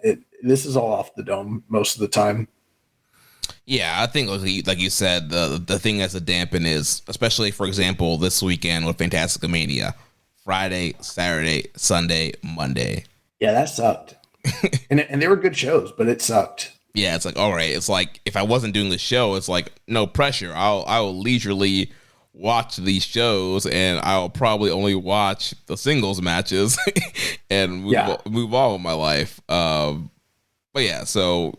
Well, again, I did enjoy the shows, but yeah, it's pressure. Like, all right, I have to watch, 4 2.5-hour shows in the span of 4 days. When I'm also, busy schedule. I have a wife.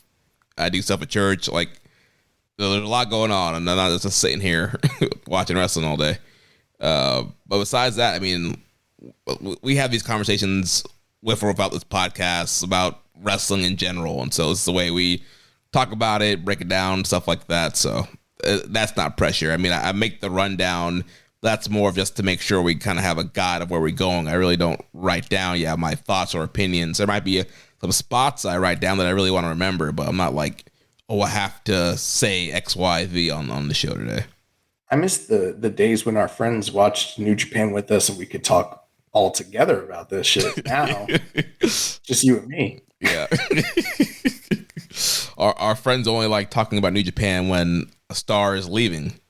Yeah, they only like to. Yeah, there was a photo this past weekend from the Rev Pro show, and it's Tony Khan sitting next to Shingo, and they're sharing that shit with us, and we're like, shut the fuck up. And that could easily happen, bro. We could easily have Shingo get poached to AEW. Like, that would suck. Bro, Okada's like, hey, Shingo, let me show you what they're paying over here. He's like, I could get you paid a quarter of what I'm getting paid, but it's double what you're making right now. Here, call this man Barry Bloom. I got it from Osprey. Man. All right. Recommended match of the week real quick. Will Ospreay versus Gabe Kidd from Rev Pro. Did you watch it? I did, yes. So I watched this too. What were your thoughts? Great matchup.